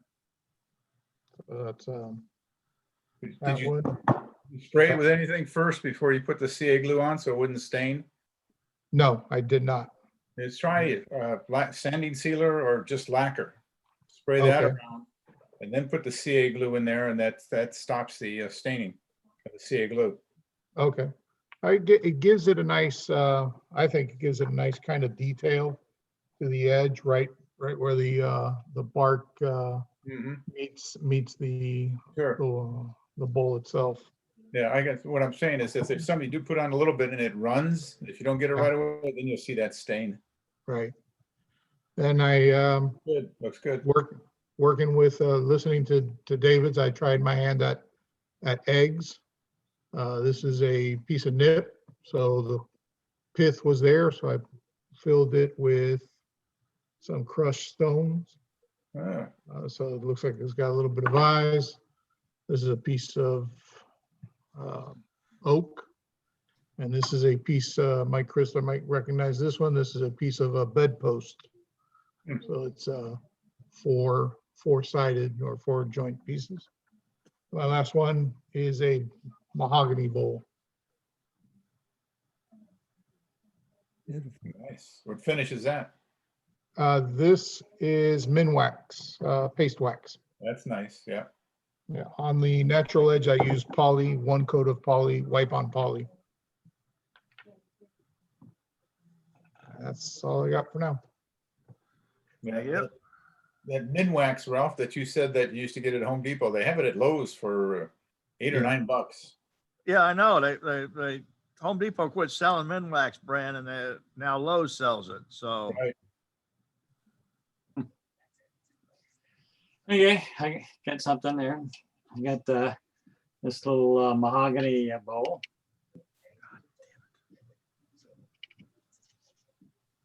A little some little red dye on it. Yeah. Okay. And made this other mahogany bowl. Started out making a funnel, so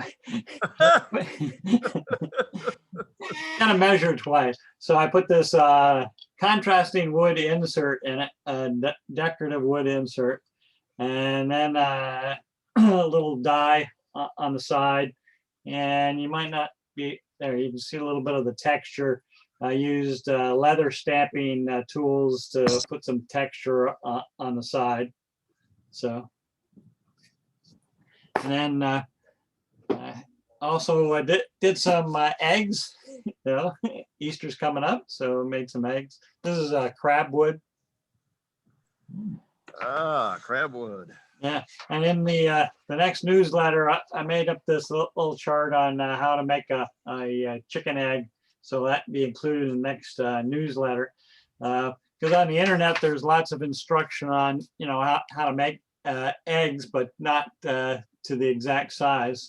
Certainly you turn the short end and the long end, but to get the chicken egg size, that's a little bit more elusive as far as the exact dimensions. So I tracked it down and wrote up this little sheet that we'll include in the next newsletter that So give you exact dimensions on where to do it. So for your small, medium, large, and jumbo eggs. So that's all I have.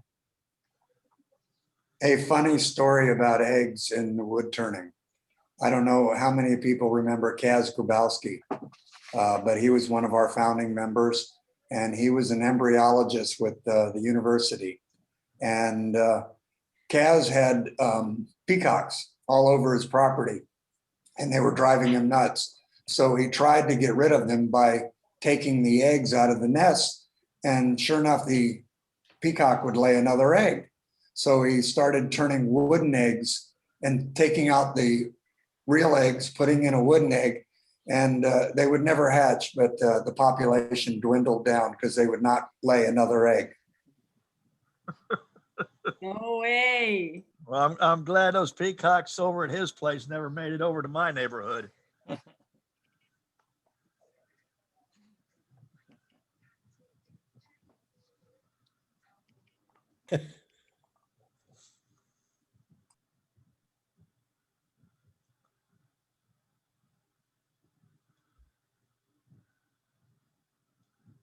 So anybody else got anything? Yeah, I wish you continued good health. Yes.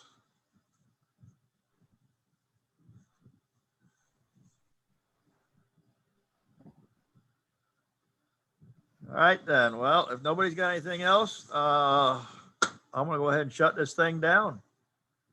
Okay. Hey, Ralph, Thanks, Ralph. Thank real Thank you, quick Ralph. before you shut down, What? sorry to interrupt, but I wanted to mention, Dave Friendlick helped me fix my little jet lathe with the reamer like he demonstrated in the lathe maintenance. I actually took the tailstock that I kind of marred up with a loose Jacobs truck, and we actually reamed it out and were able to fix it. So it is something that can be done fairly easily without, if anybody has that issue. He's got the tools for, I think, both sizes, right, Dave? Yes, yes, I've got a number 1 and a number 2. I think the guild, I want to look in the guild box, but there may be a number 3 in there. Yeah, it worked perfectly. I mean, it is brand new. So I just wanted to mention that in case, I'm not volunteering Dave. You got to call and ask him, but it is available if somebody has that issue. Also, don't forget for the images for the instant gallery, send them to me at brian2484@aol.com. Just put that in the chat. So. Or in the newsletter that David Sigley just sent out. The newsletter, the roster. Roster, yes. Save your Yeah, roster. The roster, Okay. roster, the rooster, Rooster eggs. right.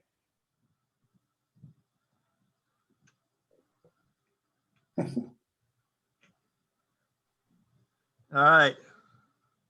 We'll see you all at the next one. Good night, Thanks, Ralph. Ralph. Good night, all. Ralph. Thank Bye. you Thanks, for Ralph. being here. Oh, Palmer. Ciao. Next time. Bye, Tony. Bye, Tony. We're gonna see you again. Yeah. See you again next year.